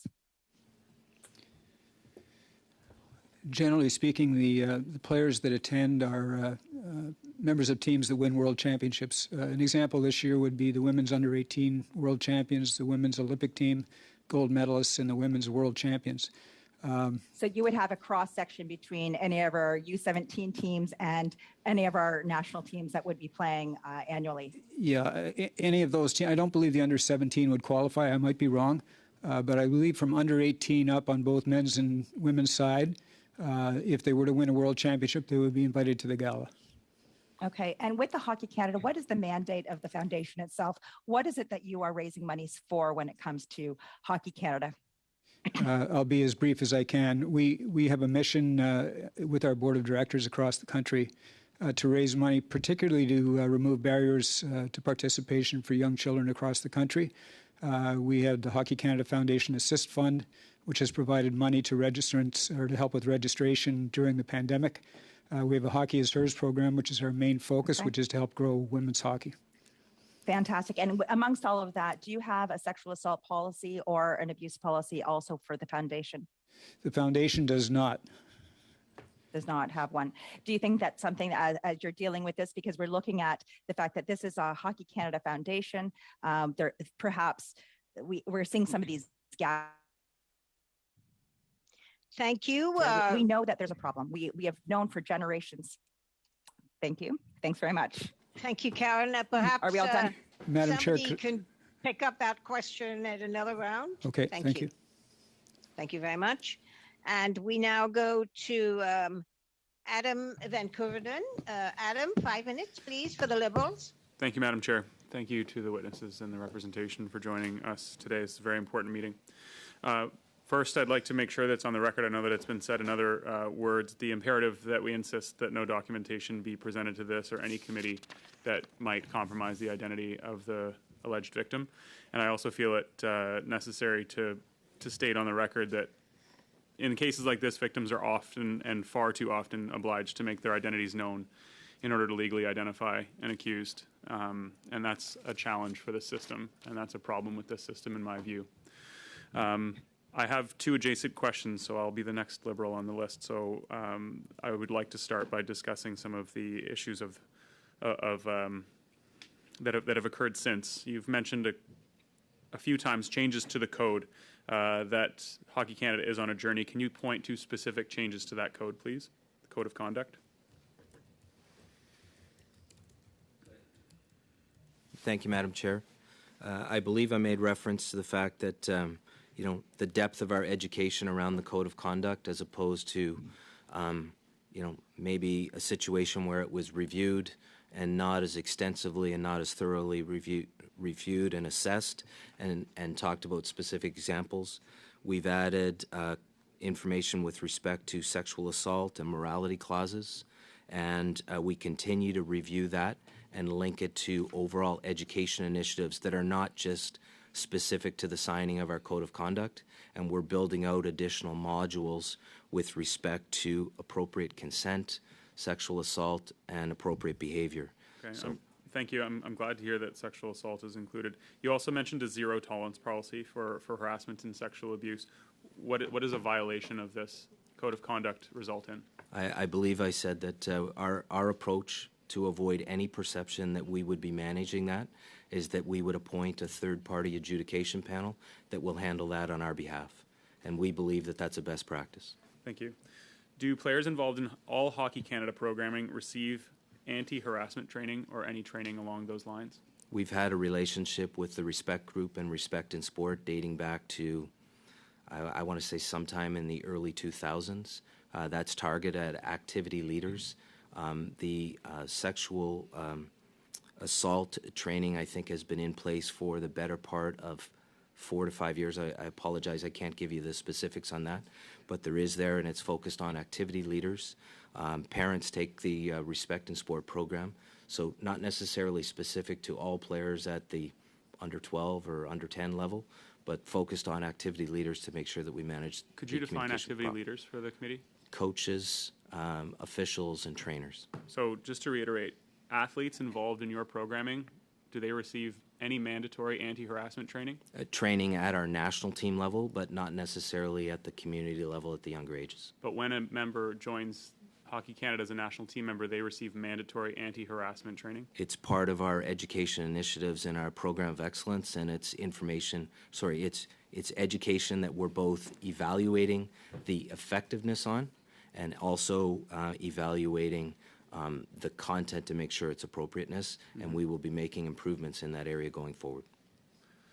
Now, every athlete belongs to a home club in most sports. I belonged to a home club when I competed for Canada. I never felt borrowed by national teams. I felt that I qualified for national teams, that it was something that I should feel proud of, and the country was proud to have a national team competing at a high level.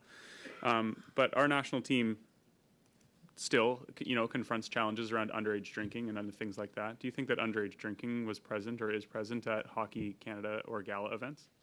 In 2018, yes, there was, and we take full responsibility for that.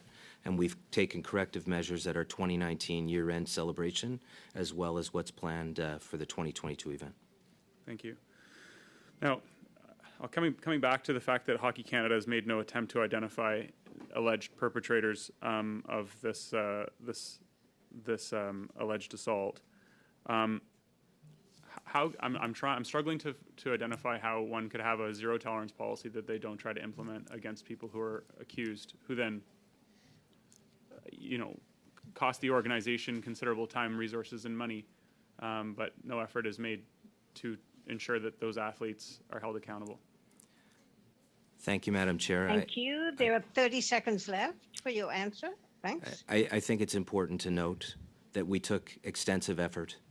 We appointed a third-party law firm to conduct an investigation. We have notified the London Police Service, and we notified Sport Canada. And our third-party investigator and the London Police Service were not able to confirm. I don't think to characterize that Hockey Canada took no efforts is appropriate. I would like it to be known that I didn't suggest that you took no efforts, and I've acknowledged the fact that you haven't swept this under the rug and you've done some good work. Thank you. I'll be back with some more questions momentarily. Thank you very much, Adam. And now we go to the fourth round, and I have no idea who the Conservative questioner is going to be.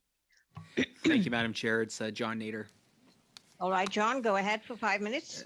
Thank you, Madam Chair. I've been concerned by some of the comments I've been hearing today. And I say that honestly, as a parliamentarian, as a parent with kids in hockey and ringette and in organized sport. And I come back to the phrase accountability versus responsibility. And I acknowledge that Hockey Canada has tried to take responsibility for this incident, but I'm quite concerned that you're not taking accountability for this situation. And I've heard comments about education, about improving education around the code of conduct. But my God, sexual assault is wrong, and it's always been wrong. And there ought not to have been a need for education that sexual assault is wrong. So I say that as a comment because I find it troubling. I find it troubling that in the past 4 years, no one has been held accountable. I recognize that some changes have been made, and I think that's important, but I recognize that no one has been held accountable. No one lost the privilege of wearing the maple leaf on their jersey. No one was disciplined by the organization. No one lost their employment at the organization. No one was truly held accountable by the organization. And I recognize that no one wants to reveal the identity of the victim. But individuals who wore the maple leaf, individuals who were on the national team, were alleged to have participated in very serious sexual assaults. And we know that the NHL is now conducting its investigation. And I think it would be a black mark on the organization of Hockey Canada if the NHL holds individuals accountable and Hockey Canada fails to do so. I'm going to share my time with Mr. Waugh afterwards, and I'm going to give you an opportunity to make a comment in just a second. But I've heard zero tolerance. I've heard zero tolerance mentioned today, and I wish that was true. But if there's truly a zero tolerance situation, there should have been more than 6 or 8 players or 10 players who participated in that third-party review. Every single player who was in London that weekend should have been mandated to participate in that review or lose the opportunity and the privilege of being associated with Hockey Canada. The club organizations could be its own situation, but Hockey Canada should have said those who do not participate in this third-party review are no longer affiliated with this organization. That could have been one way that Hockey Canada could have taken accountability 4 years ago, but that didn't happen. And now 4 years later, we're only just finding out about what happened 4 years ago. So I'll give you an opportunity to comment on that, and then Mr. Waugh has a question. Thank you. So first of all, thank you, Madam Chair. First of all, I think everyone at this end of the table shares your concerns for what was alleged to have happened that evening. That is not something that that we would ever want in any activity, any sport, or anywhere in this country. So if you're feeling that we don't share that view, I apologize. And I want every Canadian to know that we take this seriously. We've said it from day one. We undertook an extensive process. Neither the London Police Service or our third-party investigator was able to confirm what happened that evening. And that was not without lack of effort. Our investigation took place over a 26-month period.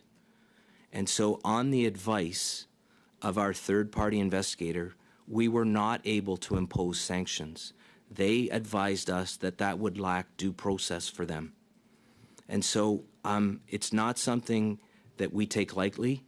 And I've said multiple times that if further information were to come forward, we would re-engage the investigative process and we would handle the investigation and any potential discipline exactly the way we intended it to be handled in the summer of 2018.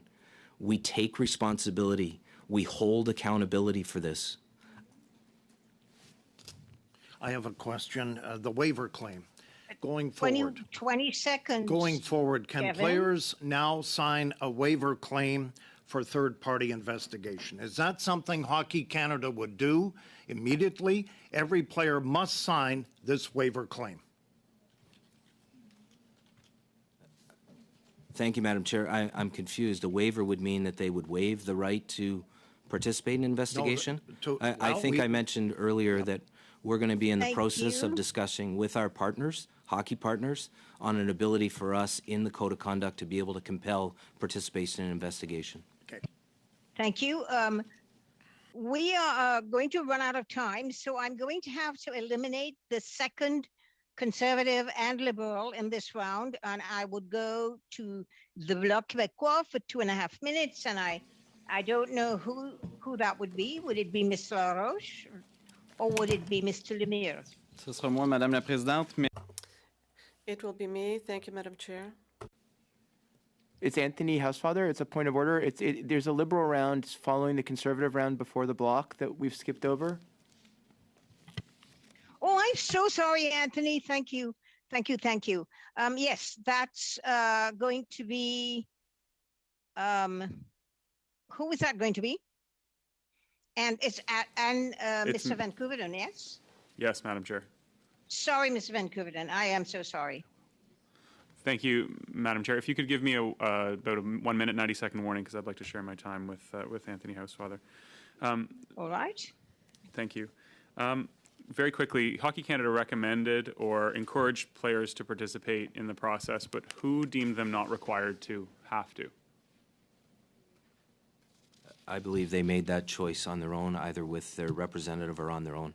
But Hockey Canada strongly encouraged them to participate in the investigation. But it was not required or made mandatory? No. Sport Canada was notified. I acknowledge that. That's acknowledged.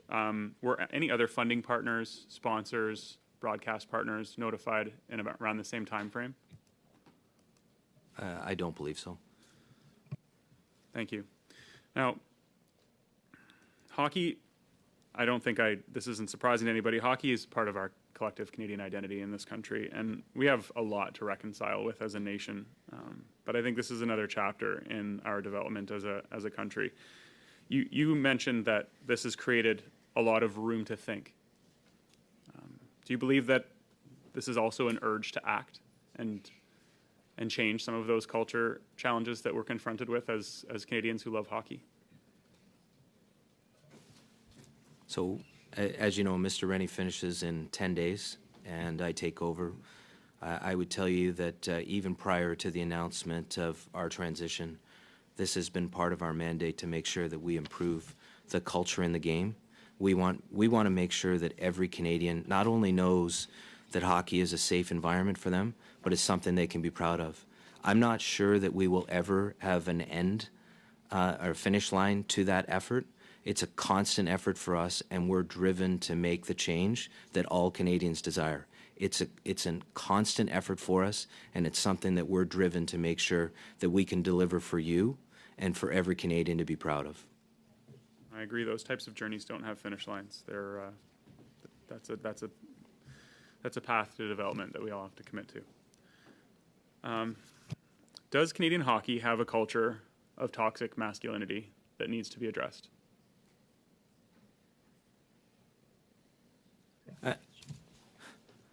I believe when we sit and we discuss the topic that we're talking today, we certainly have an issue. How widespread that issue is, I'm not sure. But I'm not sure widespread is really what you're asking. If we have issues like this in the game, even if they're limited in scope or limited in number, it's an issue that's important for you and me and every Canadian, and it's something that we need to eliminate from the game. Thank you. I'll pass it over to Mr. Housefather. Thank you so much, Adam. Anthony, you have 2 minutes and 17 seconds. Thank you so much, Madam Chair. Gentlemen, you had mentioned that you had no new evidence today that would allow you to change what happened in 2018 or 2019 when your investigator came back to you and said they couldn't do anything further. Did you know everything that was in the statement of claim that came from the alleged victim that you found out on May the 3rd when you received the claim? No, we did not. And I believe I mentioned earlier there are things in the statement of claim that, again, we can clearly outline that are not accurate. Okay, but you have new information. For example, did you have previously the birth dates? You have in the statement of claim, you have the year that all of the alleged perpetrators were born in. Did you have that information before? No, we did not. So you do have new information then to go back to, your third-party law firm, Hayden Hutchinson, to say we do have new information that we would perhaps enable us to identify some of the alleged perpetrators. Do you not? I think that's maybe something we can take away from this proceeding and maybe discuss with Hayden Hutchinson. I would tell you that, our approach and the approach and the advice that we had up until September of 2020, not 2019, September of 2020 was Hayden Hutchinson conducted their investigation, and we were waiting on the... I understand. I understand. I have very limited time, and I know that there is new information that I suggest you go back to Hayden Hutchinson and try that again. Did you change the contracts that you entered into with players to join the national team? As soon as 2018 happened, you realized people didn't cooperate with the investigation. Did you change the contracts to require people joining the national team to cooperate with investigations? I answered that question earlier. No, we did not. Will you now do that? I answered it earlier, and I said we're in discussion with our partners to change the signature of the code of conduct to compel people to participate in investigations. Thank you very much. Thank you, Anthony. And I go to, I don't know if it's Ms. LaRouche or Mr. It's Mr. Lemire. 2.5 minutes, please. Merci, Madame. Thank you, Madam Chair. With regards to the code of conduct, the only code of conduct that should be acceptable is that of zero tolerance. And I want to ask you, are you going to do a complete audit of practices that happen in the during evenings or in the locker room? You can have a national store with young women, but I mean, are you going to commit yourselves over the next 3 years to testify and to report on the actions that you've implemented with regards to your code of conduct and the results that you've obtained? I'll let Mr. Smith take a breather here, and thank you for the question. Thank you, Madam Chair. We certainly have every desire to, through our maltreatment initiative and policy, to identify with our 13 members across the country and 650,000 players and 2,500 minor hockey associations to commit to what the code of conduct looks like, what it feels like, and how it is supposed to be implemented. There is no question we have no problem with any kind of an audit and reporting as we move forward with respect to this issue. I think it's very, very clear that we've all struggled with this very much. I think accountability lives there, and I think that's fine. I think we own that.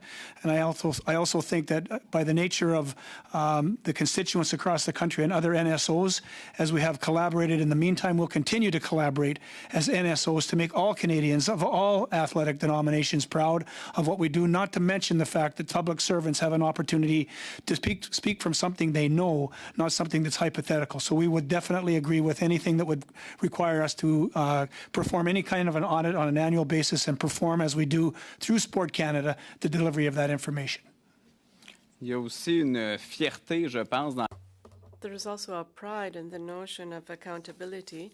Now I'd like to change. If a player was demonstrating publicly that they were responsible and would apologize, what would you do if the player would to make his own name public and to take responsibility for these allegations? Thank you again for the question. Thank you, Madam Chair. You know, that is a hypothetical situation, a hypothetical question that I don't know that it's a real good idea to speculate with, quite honestly. I think that's something to discuss with our legal representatives on both sides of this and understand better what might be in everyone's best interest. Merci. Vous... Thank you. Thank you, Mr. Lemire. I now go to Peter Julian. Peter, please, for 2.5 minutes. Thanks, Madam Chair. Others have said representing our country is an honor. It's a privilege, and when you are involved, when someone is involved in alleged sexual assaults, they are dishonoring the country as well as creating what we see, which is the victim going through a horrific experience. And what I don't see today, I hear words being thrown around like zero tolerance and strongly encourage, but I don't see any specific measures that end what are allegations of horrific sexual assault. The reality is that today there is still there's no mandatory participation in investigations, criminal investigations. When I see the pattern of most players on that team not cooperating with an investigation, when this should be absolutely fundamental to any participation in a hockey team. When I see that, and when I see that today you didn't come prepared to speak to two other investigations that apparently are ongoing, I don't see the transparency either. I mean, to do justice to the victim, we need to change practices so there are no longer any victims. And I don't see that yet. I don't see zero tolerance when on a code of conduct you can simply refuse, or the majority of the team can refuse to participate in an investigation. And I don't see us, Hockey Canada, coming forward with the transparency that is required when you're not prepared to talk of other investigations that are ongoing. So my question is, what has changed? What has changed at Hockey Canada when you don't have the answers that I think Canadians were seeking today? Thank you, Madam Chair. I'd like to clarify, and I stand to be correct on this, but I'm fairly confident. I believe 12 to 13 of the 19 players who were at the gala participated in the investigation. So I think the number that Mr. Rennie referred to was not necessarily the numbers who did participate, but those who did not. And so I just want to clarify that. And with respect to the other incidents or other issues that we have, we would be prepared to talk about those, but it's just not something that we prepared for today because it wasn't expected to be part of the mandate today. The mandate today was to discuss the incidents around the 2018 gala. But it's a broader mandate. We're talking about no problem. We hold that broader mandate. Thank you. But I'm talking about our preparation here today before this committee. Thank you very much, Peter. You have it. We have finished this round, and I want to thank the witnesses for coming and answering our questions. But I must say that I am as surprised as Mr. Julian and others have noted that you did not come prepared to answer other questions that pertain in general to this issue of conduct. I think for me, as a chair listening to all of this, I am surprised that this happened, even though the victim was paid a sum of money, and even though we have all agreed we don't want to find out who the perpetrators are, that there was not an internal investigation which would not have identified the perpetrators of all the people at that event. And so I think there was impunity here. And I think it's not good enough to say what you're going to do. And I want to wonder why it took you 4 years to find a person that would deal with this kind of conduct. This is something that should have happened almost immediately. This should be an internal thing that Hockey Canada wanted to do, again, to be transparent and to be accountable. But I want to thank you for coming, and I want to thank you for answering the questions. And I would like to suspend this meeting for our next witness. Thank you very much.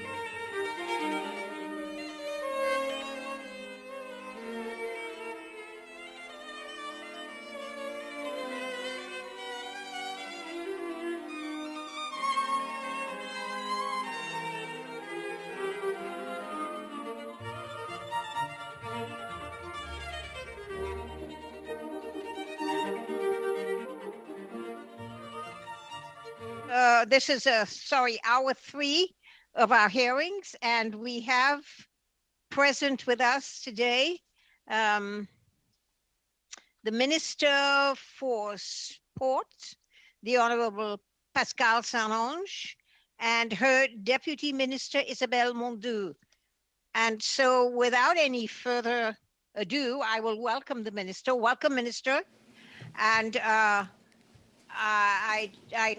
you have 5 minutes to begin to present, and then there will be the questions and answer period. Thank you very much. Please begin, Minister, for 5 minutes. Merci, Madame la Présidente. Thank you, Madam Chair. Ladies and gentlemen of the committee, hello.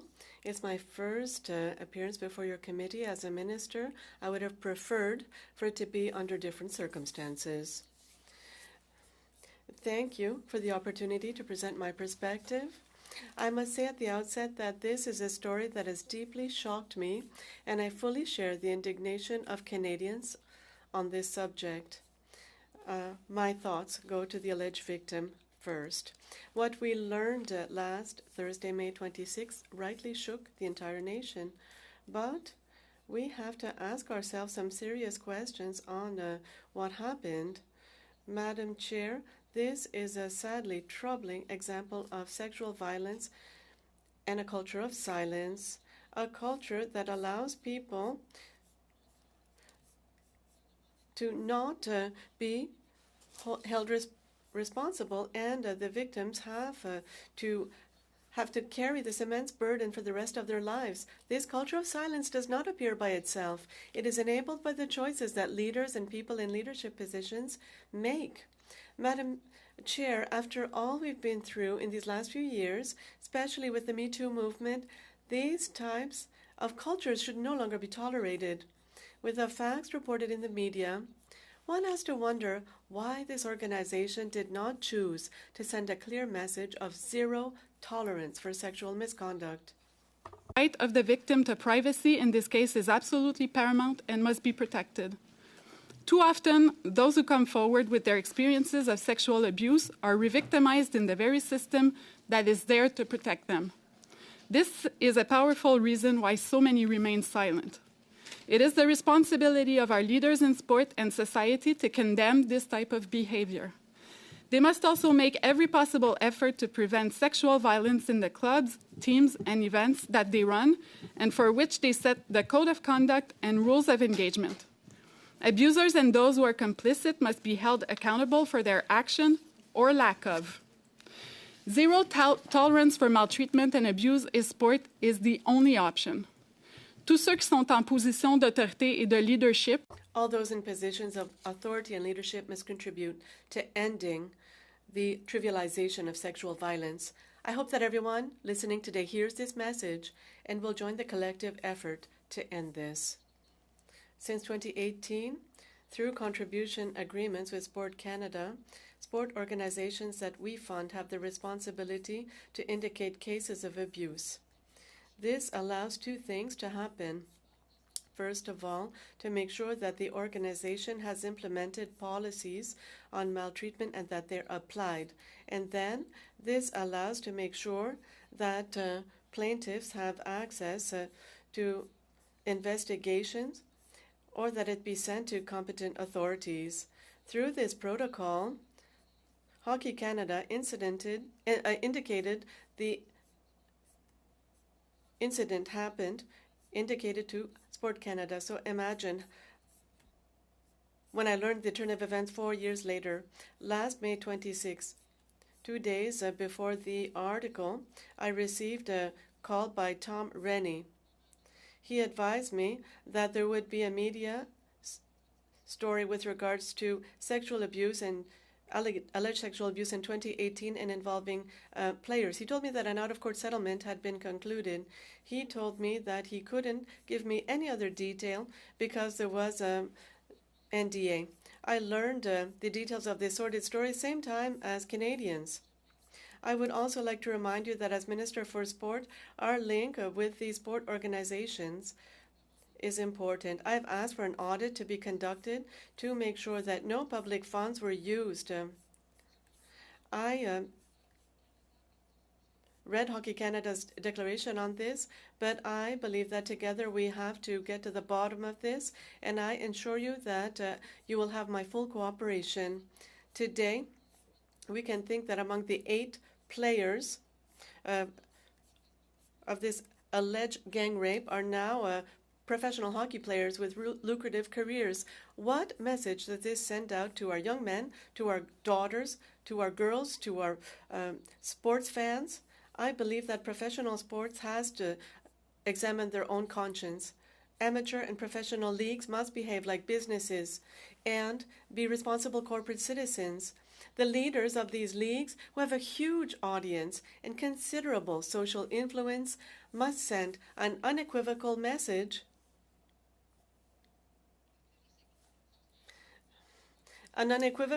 of accountability and zero tolerance for sexual violence. I'd also like to add that sport is becoming a bigger part of young people's lives as they move towards a career in professional ranks. The people around these young people and the organizations have the responsibility to properly supervise them, especially on the issues of consent and toxic sexual behaviors. This is why your work today, members of the committee, is so important. It comes at a pivotal time for the sport at all levels. Considerable effort is being made to bring about a culture of change where toxic behavior and abuse have no place. I recently announced measures to increase accountability and foster better governance within the sport organizations that we fund. Our last budget also provided $16 million for the creation of the Office of the Sport Integrity Commissioner, an independent mechanism for handling complaints that athletes and organizations want. We will continue to work hard to make our sport safe, but these efforts must also be supported by those in leadership positions in sport at all levels. We can no longer tolerate stories like the one that shocked us all on May 26. This cannot happen again. Thank you. I'm now ready to answer your questions. Thank you very much, Minister. And we're now going to go to the round of questions. The first round is a 6-minute round, and as you're well aware, Minister, that 6 minutes includes question and answer. And I'm going to begin with the Conservative Party, Richard Martel. Oui. Merci, Madame. Thank you, Madam Chair. And thank you to Madam Minister for being here. I'd like to know, Hockey Canada said that Canadian Heritage was aware of the allegations since 2018. So Mrs. Mondeau was there at the time. You were Deputy Minister at the time. In 2018? No? No. I arrived in October 2018. October. I'd like to know when the Minister was apprised of these allegations. As I said in my opening statements, I was apprised of these allegations when Mr. Tom Rennie called me on May 24th. And this was 2 days before the media article revealing this. Mr. Rennie called me. He told me that there would be a media report in the days to follow. He thought it was the next day, but it took an extra day. And that this was concerning allegations of sexual assault dating from 2018, and that was involving players. And also he told me that an agreement and out-of-court settlement had been reached. There was a non-disclosure agreement, and that he would not disclose any other information. So I learned all of this in the newspaper, same as everyone else. So do you think it would be relevant to have your predecessor testify, Mrs. Duncan and Mr. Guilbeault? Well, what I know with the way that this information is dealt with is that since 2018, since Mrs. Duncan introduced the Universal Code of Conduct, there's an obligation for organizations that receive federal funding to make a declaration to Sport Canada for cases of mistreatment, of complaints, of assault. On June 26, 2018, I believe, I was informed that information had been sent to Sport Canada, and so this information was sent in 2018 on June 26th, and I will read what was sent. You have a question? So I understand all of this, but in 2018, the Minister of Sport, who was there at the time, said that organizations had to disclose allegations of abuse or harassment, otherwise they could lose their federal funding. So why are you asking for an audit right now at Hockey Canada, of Hockey Canada? Why wouldn't you cut Hockey Canada's funding immediately, given what happened? Well, there's two distinctions to make. First of all, the organizations have the requirement to disclose and then to take appropriate measures. And then the information that was sent at the time was that Hockey Canada had contacted the police. So 4 years later, we hear that there has been an out-of-court settlement between the parties. And this is why I asked that a financial audit be made to make sure that no public funds were used. Madam Minister, do you sincerely believe that the financial audit will reveal anything?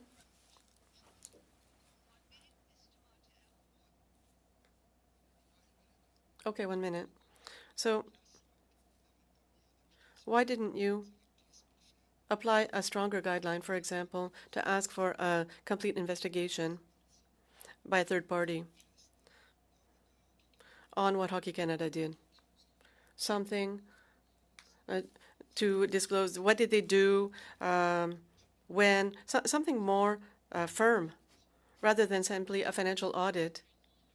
The link between the federal government, Sport Canada, and myself with sports organizations is through contribution agreements. And so the lever that I have is a financial audit. So who in the department that was aware of these allegations at the time? On June 26, 2018, a statement was made by Hockey Canada to Sport Canada. And after that, I was informed, as I was telling you, in the couple of days preceding the media reports.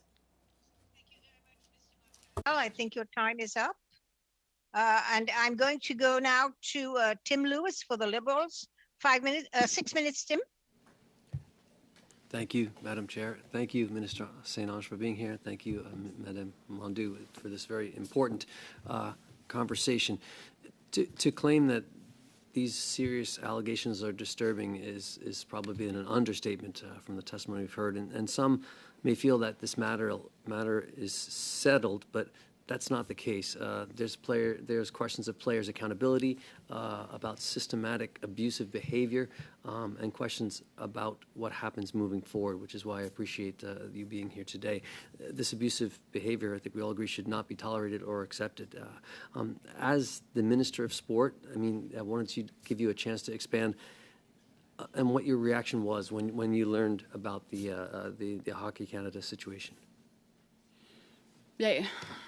Depuis que je suis arrivée en poste, Since my arrival on the job, I've made the safety of athletes a priority of mine.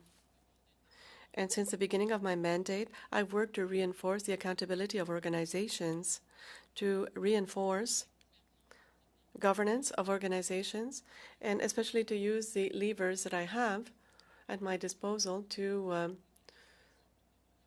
ensure that, but also to better protect athletes. So when I heard the story of Hockey Canada, I was absolutely outraged with what I read in the media accounts.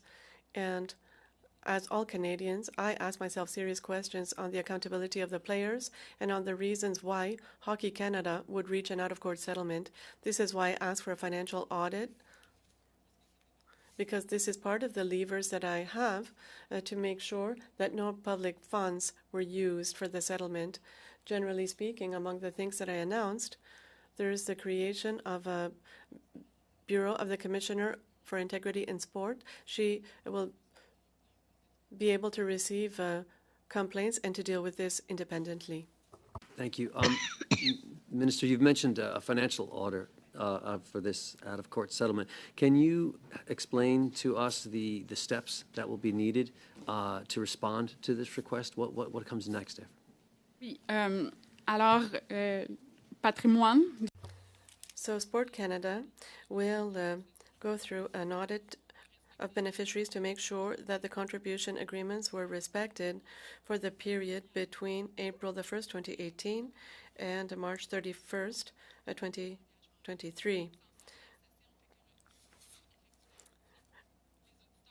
Auditors will examine the documents in order to plan the audit.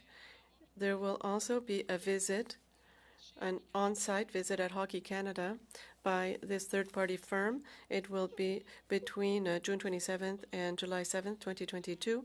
The auditors will be able to conduct a financial review of expenses reported to Sports Canada to ensure their eligibility and also the governance structure of Hockey Canada.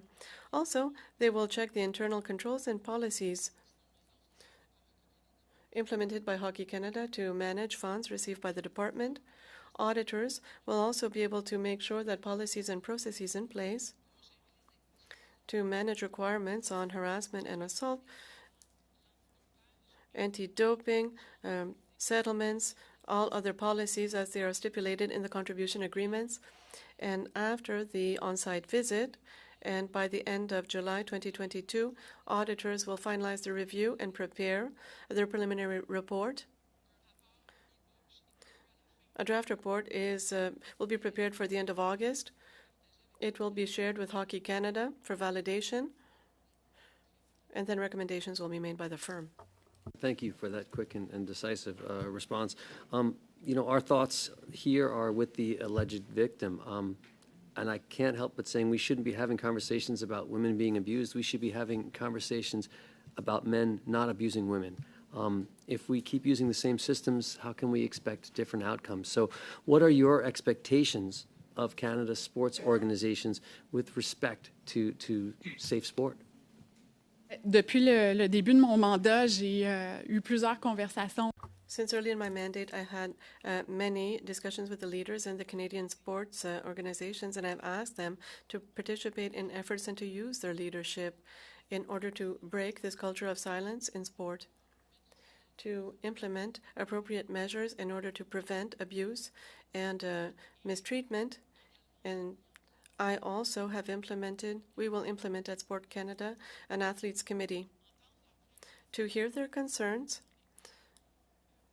but also so that they can report on new measures that will be implemented.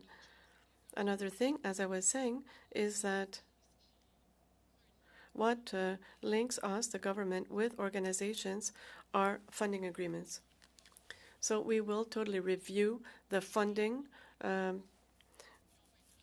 agreements, the contribution agreements. We will have checks and balances to ensure accountability and to make sure that all of this is in place in order to prevent abuse and also to make sure that when situations arise, that the culture of silence is broken and that people are able to act. Thank you. I only have a few seconds, so I just wanted to say thank you. Yeah, you have your 59 seconds, Tim. You got a bit of time. I can do that. I wanted to, maybe you could expand on your mandate letter. It is specifically addressed, addressing maltreatment in sport. So if you had less than a minute to explain what's in the mandate letter. Une des choses qui était très importante. A very important thing was the creation of the Office of the Commissioner of Integrity in Sport, an independent organization. And I want to make sure that all sports organizations have the obligation to adhere to this new mechanism. And so this is a safe place for athletes are able to make a complaint, and it will be dealt with independently. And so we also funded to the tune of $16 million so that this office will have the resources to act quickly. Thank you very much. Thank you very much, Tim. I think you're out of time there. And I'm going to go to Sébastien Lemire for 6 minutes. Merci, Madame la Présidente. Thank you, Madam Chair.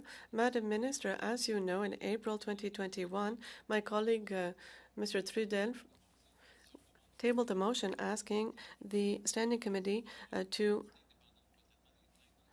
study complaints in sport, and this was passed. And myself and my colleague Martin Champoux wrote to you in January 2022 to follow up in an article in the Globe and Mail to make sure that this entity be created. So you have implemented this, and I would like to thank you and congratulate you. Thank you for the will to try to make sport more safe for athletes.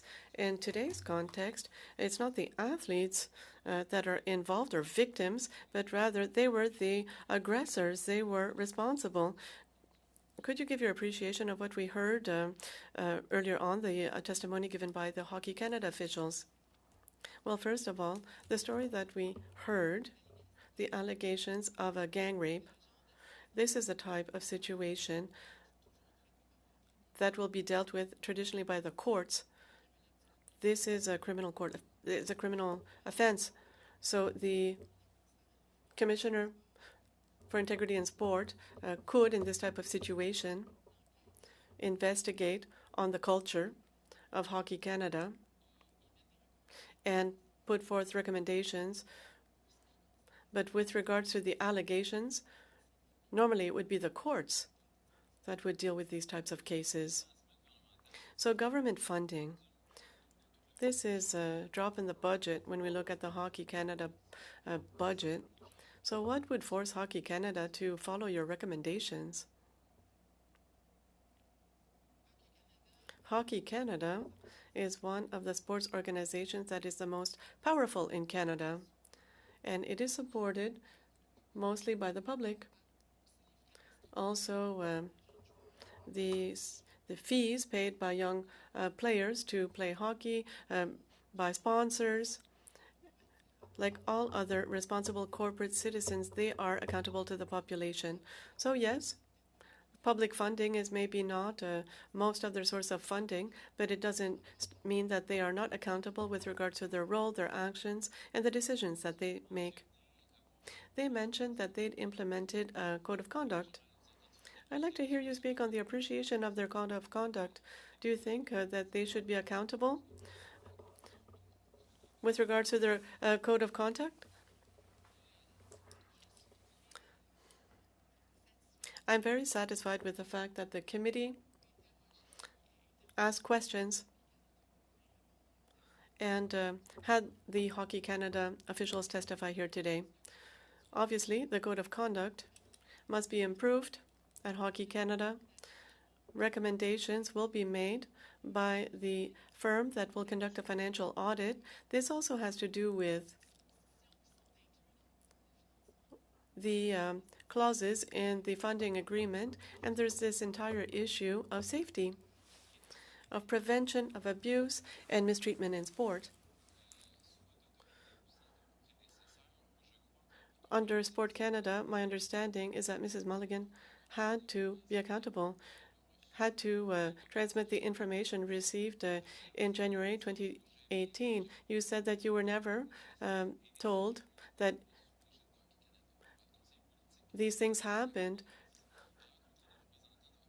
Your predecessor met twice with the people from Hockey Canada. Do you know why this meeting? And did Hockey Canada inform you of the events that happened then? Could you disclose all communication that happened between yourselves and Hockey Canada, all emails, texts between 2018 and now, including those of Mr. Yakoveris and all other members of your cabinet? And also all the records of the day when you were apprised of this, briefing notes from your cabinet, for example, that were prepared for you? Sur la première, il y avait plusieurs éléments. Well, there are quite a lot of things in your question. So first of all, with regards to meetings in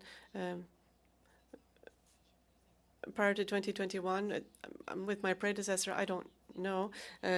As I told you, I was informed by Hockey Canada themselves 2 days before the article in the media, and there was a statement that was made by Hockey Canada on June 26, 2018, as I was said, and this statement had been made, and I was told of this. And as for documents, well, we'll cooperate with the committee. You mentioned that you expect a zero-tolerance culture and that they should act as a responsible corporate citizen In the past years, Russia lost their right to use their logo because of a doping scandal. Also, there was this issue of sanctions with regards to Russia. And so, do you think that these types of sanctions would be appropriate if parliamentarians would deem the intervention of Hockey Canada in this case was unacceptable? Once again, the authority that unites us, the Canadian government, with sports organizations is public funds that are given to support their activities at all levels. And it's the same situation for all sports organizations. So if the committee makes their recommendations, we'll look at them very seriously, but we will also act within our jurisdiction. You know the extent to which a logo is important in the world of sport. Do you think that it's legitimate for Hockey Canada to wear the maple leaf right now? I think that's a situation that was brought to our attention is horrible and is disappointing, and there must be consequences. Hockey Canada is also this is broader than just this story. Now, we have to shed light on this.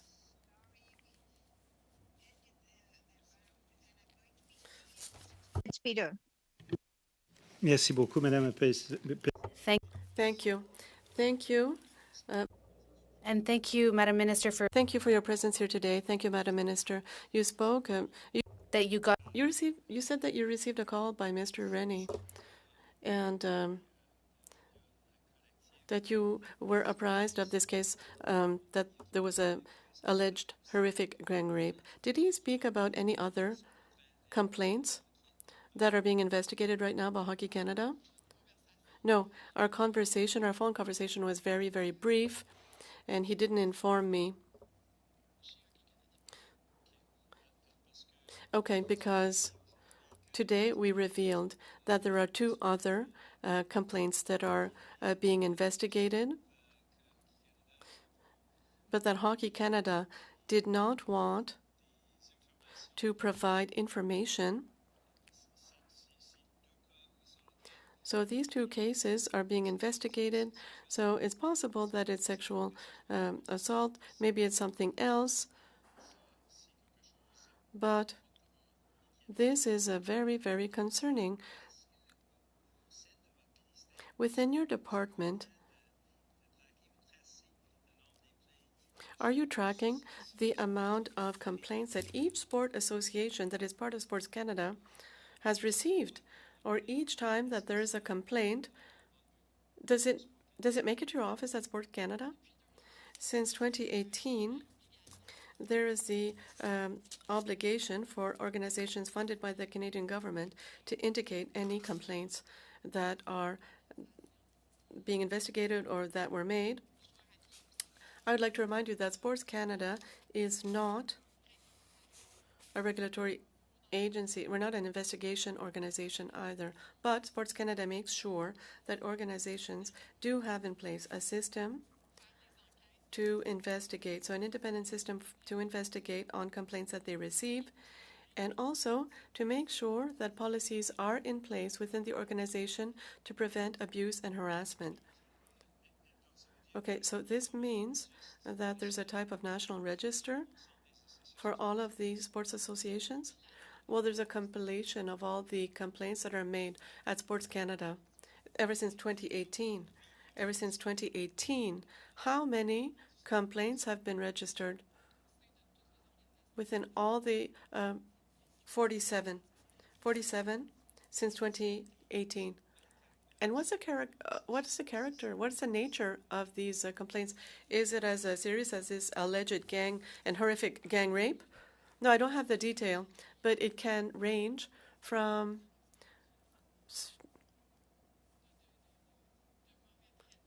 mistreatment, psychological harassment, and even what was indicated by Hockey Canada in June 26, 2018. Are you aware of how many of these 47 cases are cases that are criminal in nature? No, today I don't have this information with me. We can provide this information on the basis of the information in our files. Yes, thank you very much. We would appreciate that because we really have to have a better overview of this to understand to what extent this is very concerning for Canadians, not just this horrific case, but also other potential cases, and the fact that Hockey Canada was not able to answer today was very concerning as well. Now, with regards to contribution agreements, all sports organizations that are funded by the federal government, are they all obliged to have a code of conduct? And is this code of conduct mandatory? In the case where there's an investigation, such as what we saw here, with this horrible case with Hockey Canada, is it mandatory with a contribution agreement that the players, the coaches, everyone involved participate in investigations? In the contribution agreements, it is indicated that sports organizations have to have a policy against harassment, abuse, misconduct in sport. So they need to have a safe sport policy. Also, they have to have a mechanism, an independent mechanism, in order to receive complaints. And it's limited to that right now, what we have in the contribution agreements. This is why, because the athletes have told us that when they were dealing with independent mechanisms, that they had the impression that it wasn't independent enough and that they didn't always trust these mechanisms. And this is why my predecessor and myself have implemented this Commissioner of Integrity in Sport, an independent commissioner, and this office will be able to receive complaints and to deal with this in an independent, transparent, professional fashion. As a minister, my way to work with these organizations is with contribution agreements. In the next few months, I will make it compulsory to adhere to this mechanism so that organizations have a place to turn when they are facing situations in sports. And if not, the money will be... And if not, the money is taken back. If the organization doesn't follow these guidelines, the money will be pulled back. It could be part of the sanctions. That could be part of the sanctions to have funding clawed back if they don't comply to the contribution agreements. Thank you very much, Peter. That's the end of the round, and we're going into the second round. And because of time limits, we have to be out of here at a particular time, hard stop. I'm going to shift the second round to a 3 minute for the Conservatives, 3 minutes for the Liberals, and 1.5 and 1.5 for the Bloc and the NDP. I'm sorry, that's it, because we're going to get kicked out of here if we don't do this. So beginning now this round, Kevin Waugh for 3 minutes. Kevin? Go ahead. Sorry, I'm going to give it to Mr. Martel. All right, Mr. Martel, go ahead. Merci, Madame la Ministre. Thank you, Madam Minister. I'd like to come back to what I was saying before. In 2018, the sports minister of the time had spoken about allegations of abuse and harassment and said that there wasn't funding. Earlier, you said that Hockey Canada removed their funding because, they got their funding because they reported it to the police. Is that correct? So what's the point if they are funded even though they reported it to the police? There were allegations, so they're funded if they report it. So I'm just trying to understand, what does it do? I didn't hate what the other minister did by cutting funding. The obligation that sports organizations have is to alert Sports Canada what happened and to say what they have done in response to complaints. Let me read to you the statement that was tabled in June 2016. The golf and gala for their national junior men's hockey team. Alleged sexual assault happened after the golf portion of the event. Involves member of the national junior team. Hockey Canada reported the incident to London police. Hockey Canada has contracted outside counsel. Hockey Canada has asked counsel to involve a third-party company. Victim has attended a rape crisis center. Hockey Canada has offered counseling to the victim. Alors, ils se sont conformés aux exigences. So they complied with the requirements, and then Sports Canada left the rest into the hands of the police. Hockey Canada said earlier that there were 2 other cases. I wanted to know if you were aware of those cases. I'm not personally aware of those 2 cases.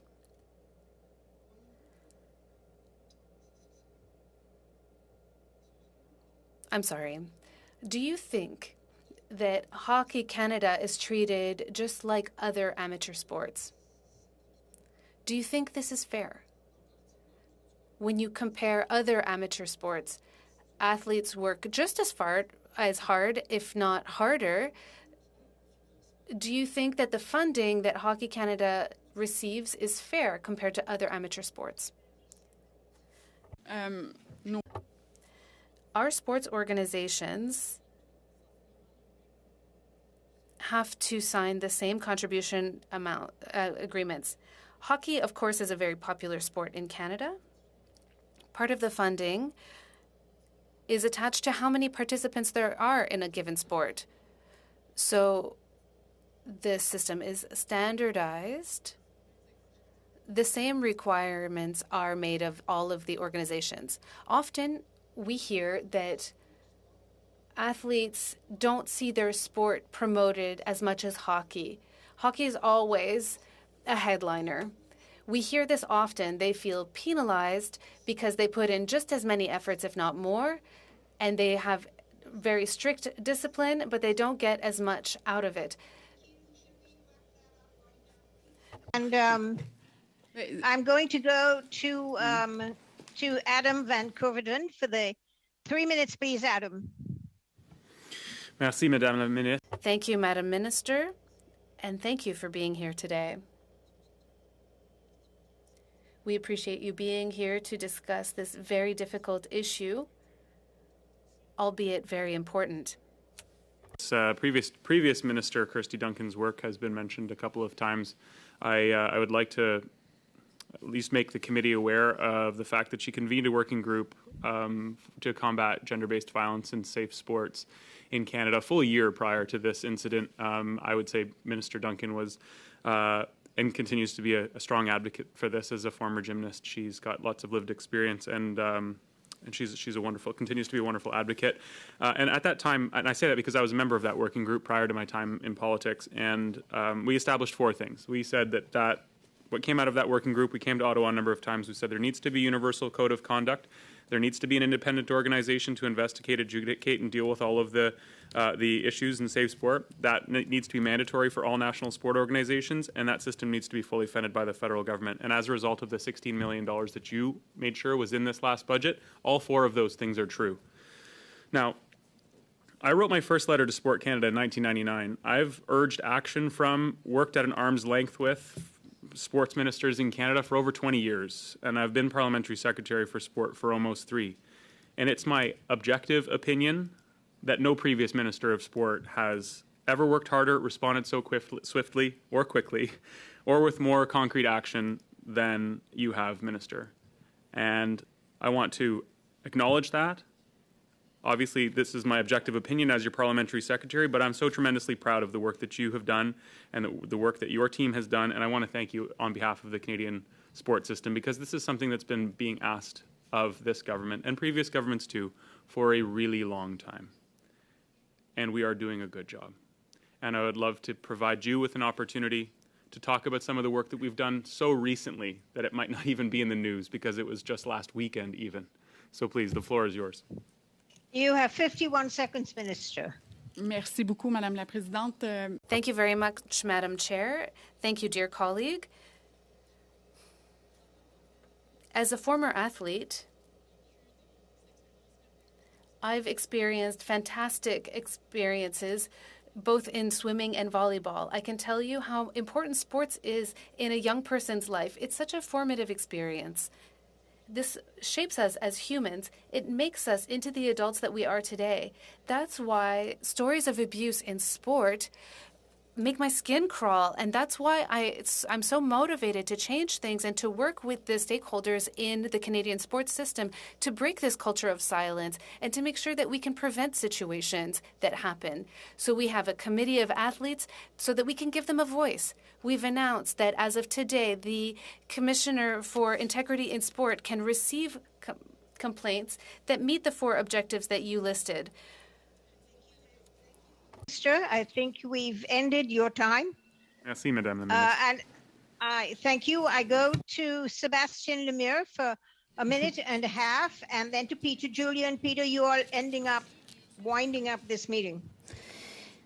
Andréane Larouche prend le relais de Monsieur Lemire. Andréane Larouche will take the floor for Mr. Lemire, and as this spokesperson for the feminine condition, I'm glad that you talked about the culture of silence because there's something about that here. Hockey Canada says that the victim did not complain. This is something that we see in other public spheres.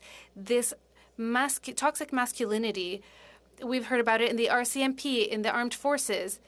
Victims are challenged when they make complaints. We're talking about sports, and you're talking about the Office of the Commissioner to Integrity.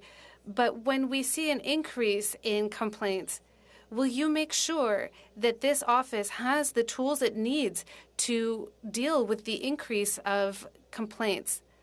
I have a 4-month-old daughter now, and I want to make sure that my daughter can practice the sport that she wants safely and that she can hang out with the athletes that she pleases safely. I completely share your concerns, and for children who are athletes today, I want to make sure that I work in collaboration with this office to make sure that they have all of the resources they need to deal with complaints.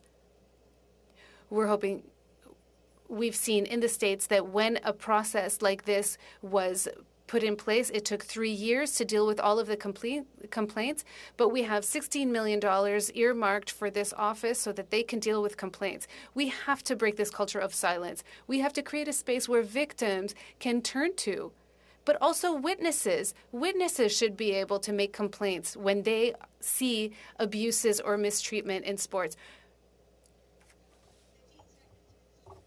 Thank you very much. I'm going to go to Peter Julian now for 1.5 minutes, Peter. Thank you, Madam Chair. I am filling in for Peter Julian. And so is it okay if I continue on with the questions? Yes, okay, fine. Great. Yep. Thank you. I'm happy to be here today. I'm very saddened to hear of the stories of those who've been victims of sexual assault in sports and their families, of course. And it's just awful to hear this. And so it was important for me to be part of this conversation. Happy to be here to do so. I wanted to ask the Minister in my very short time about mechanisms in place to be able to allow those who are victims of sexual assault to be able to share their experience, to get the help that they need in a way that's safe and takes into account their best interests, such as a victim line or any other mechanisms that may be in place. My predecessor had implemented a phone line that the athletes could call for service and then be referred to the correct organization. The Sport Integrity Commissioner office will provide services, will make sure that people are taken care of and that we take into account their psychological needs. Thank you. My French is good. But are there any other mechanisms that you can share along the lines that we could encourage athletes to be able to understand what their rights are and ensuring that they will not be negatively impacted by coming forward with this information, that there's an external that there's information that they can access where they know they can go externally and not be impacted by a lot of the power dynamics that we see within sports? Avec le bureau de la commissaire à l'intégrité. with the Integrity Office, we'll be able to make sure that there's training, that they're adequate, that it's offered to Canadian athletes so that they are informed as to what is a situation of abuse in sport. We will do prevention and raise awareness with coaches, officials. The resources will be well known and used by athletes, whether it be the Integrity Commissioner's Office or any other source that can help them. But, of course, the entire sports system in Canada has to be aware. Everyone has a role to play. And we will also increase their presence and the voice of athletes to make sure that their voices are heard. Thank you very much, Minister. And so the time is up. I wanted to thank the Minister for coming and for expanding on what the actual department intends to do and the government intends to do to deal with this problem in the future and to deal with people who have contribution agreements. I want to thank everybody for being here, and I am going to ask the question, is the committee in agreement to adjourn the meeting? Thank you. Yes. And so bye, everyone. And thanks again, Minister, for taking the time to come.